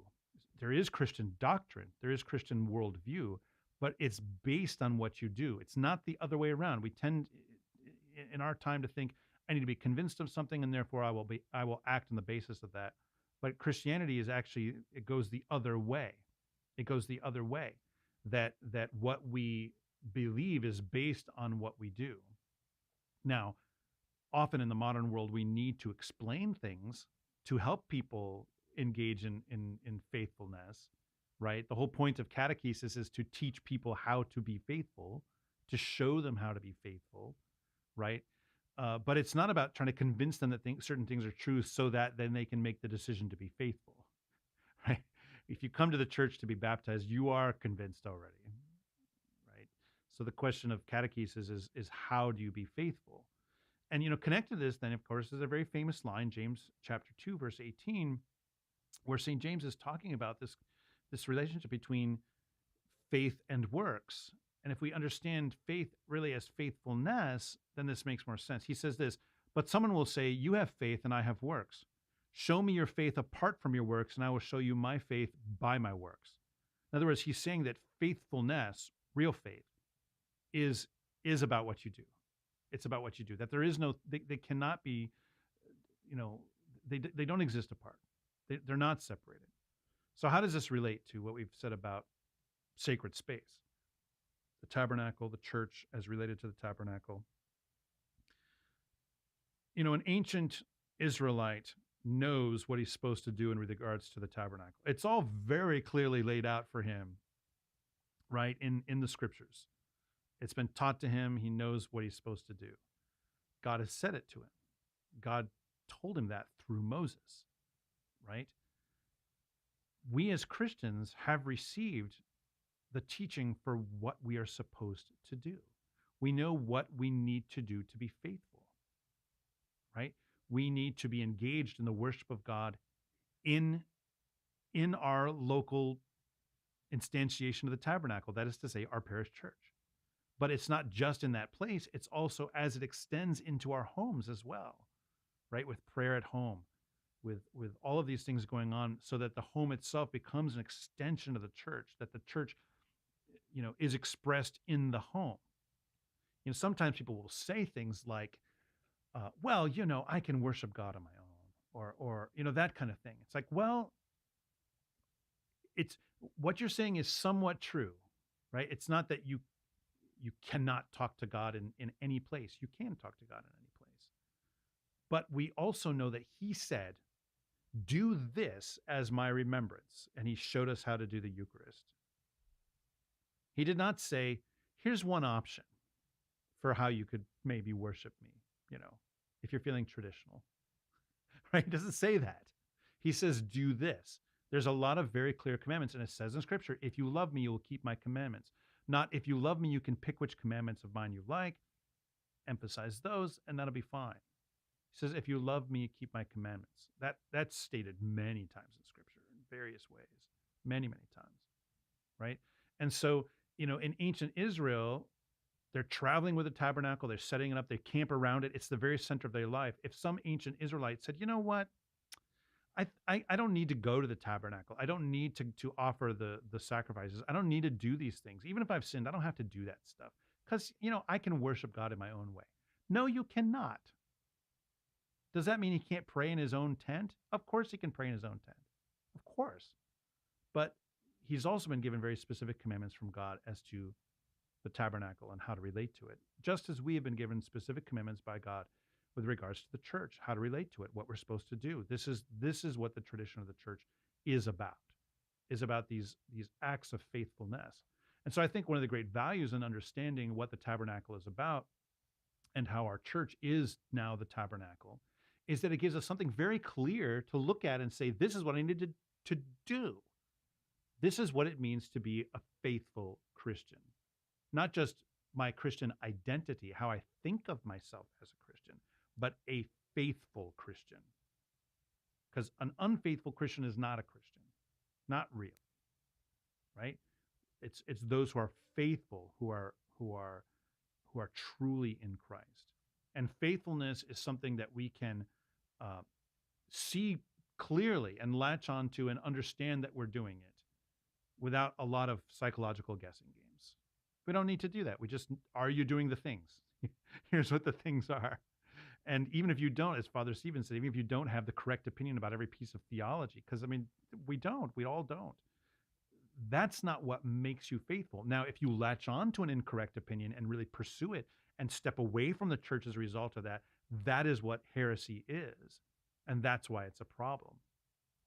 But the point is to be faithful. And this is why even small children can be faithful. This is why people without theological degrees can be faithful. This is why faithfulness is possible for every single human person. And so this is to me is a profound lens through which to understand the Christian life, and something that even people without a lot of theological education, even people without interest in listening to weird, Bible podcasts like this one, can still connect with and still do the things, even if they are theologically ignorant or whatever it might be. So, Father Stephen? So, as we talked about with the whole issue between the tabernacle and the temple, there's a strong theme throughout the scriptures, not just in the Old Testament, because St. Peter continues into the New Testament,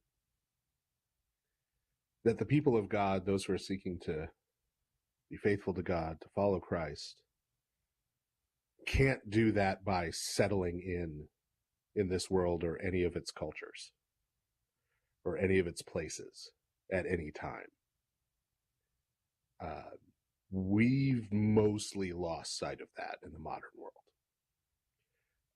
Other than our persecuted brothers and sisters in Christ who are living under situations of persecution, those of us, probably most of the people listening to this, since we broadcast in English, are living in places that are not that.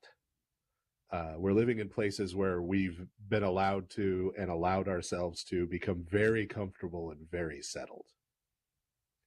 And we make a lot of excuses for this. We'll say, well, I'm in a culture that's, a Christian culture, or at least historically was deeply influenced by Christianity. Well, ancient Israel was a Yahwist culture. Ancient Judah was a Yahwist culture. Judea, when Christ came and lived and was killed, and St. John the Forerunner came and lived and was killed, was a culture that was worshiping Yahweh, the God of Israel. That doesn't give you the license to settle down. That doesn't mean that the culture, the society, the people, and their will is on the right track. Just because they profess or identify themselves as being of the true religion in some sense. And we see this most of all in the fact that there's at least at present, and things can change very quickly, but at least at present, there's not a lot of risk of us becoming martyrs. Very low. And in fact, we spend a lot of our time and a lot of our effort in these societies trying to prevent ourselves from suffering any kind of even vague persecution as Christians, for Christianity, for our Christian faith. Here's the problem. I've said this once before in sort of a final thought, but if Christianity isn't revolutionary, then it's nothing. Anything that we call Christianity that fits very neatly into this world at any point in time in any place is not real Christianity. If there's a political party in your country that you fit into very neatly, there's a problem with your ideology. If there's a cultural movement that you fit into very neatly, there's a problem with your ideology.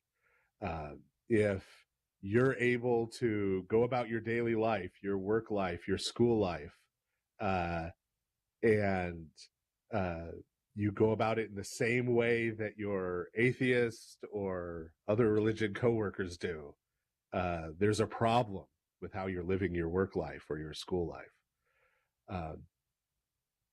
Now, this isn't to say that our goal as Christians should be to go around and offend people, right? That's easy. Talk is cheap, so we can go around and say rude things and judgmental things and go around and condemn people and get them to hate us, and then pat ourselves on the back and say, see, I'm being persecuted for the sake of Christ, right? I'm doing it right. That's not what I'm getting at, because that's not what the martyrs did. That's not what Christ did. That's not what the prophets did. What they did was they lived a way of life, that way of life that is now real Christianity. They lived a way of life that was so radically out of step with what the world values, what it sees as good, what it sees as productive, what those in power wanted them to live, so radically out of step that those powers of the world wanted them dead, wanted them destroyed, wanted them stopped. Right? This happened with the prophet Elijah. This happened with the prophet Elisha. This happened with the prophet Jeremiah. Pretty much everyone we talked about in this episode, this happened with. And so this isn't something that begins by us imagining a perfect Christian society, because just like the temple, we aren't given a blueprint for that in the scriptures. We really aren't. That's not what the Torah is, by the way. We're not given a blueprint for this is what society is, and so I'm going to go out and try and force it to be that. What we're given a blueprint for is what each of our lives should look like. And so it starts with each of us. It starts with me, for me. It starts with me calling myself to repentance, me finding the places where I'm very comfortable, where I see things pretty much the same way non-Christians do, looking at the same thing. The places where I've been formed by my time and place and culture and not by Christ, and finding those and repenting of them myself, and repenting not by changing my mind, changing my opinion, but by, as we've been saying, by changing how I live, changing how I talk, changing how I act toward others, changing how I present myself, changing all of those things about myself and bringing them into line with Christ and who he is and how he lives. And the promise that we have in Scripture is that if we get serious about that and we start doing that, that's when people will really start to hate us. And not just people out in the world, not just, the angry atheist on the internet. No, that's when other people in the Christian church are going to start hating us. That's when everyone is going to start hating us, because Christ has promised that, because that's how the prophets were treated before us. That's how he was treated, and a servant is not greater than his master. And so this is the mark of real Christianity when we're actually living it. Real Christianity when we're actually living it, means living in a way that is not designed to give offense to anyone, but that anyone who is in and of the world is going to find deeply offensive. Living our life in a way where we don't judge anyone, but just the way we live, those people who are not following Christ feel judged by it. That's the mark of a real Christian. That's what marked out when we read the lives of the saints and the martyrs. That's what we see. And so when we remember them, when we talk about them tonight, when we talk about what this kind of holiness means and what God wants us to learn from having his meeting place be in a tent and not a permanent building, it means that we need to live in a way that this world is not our home. We don't fit in, not because we're trying not to fit in, but because we're following Christ so intently that we don't notice how far out of step we are with those who aren't. Well, that is our show for today. Thank you very much, everyone, for listening. If you didn't get a chance to call in during a previous live broadcast, this one was not live, we would still love to hear from you, either via email at lordofspirits@ancientfaith.com. You can message us also at our Lord of Spirits podcast Facebook page. I read everything. Father Stephen skims some things, but we can't respond to everything. We do respond once in a while, but we do save a lot of it for possible use in future episodes. And join us for our live broadcast on the second and fourth Thursdays of most months at 7 p.m. Eastern, 4 p.m. Pacific. Yeah, because in March, we're not going to be doing our episodes live. And the reason is Memorex. Yeah, it's going to all be Memorex in March 2022. And that's because of liturgical reasons. The first time it'll be the first week of Lent. We have to be in church.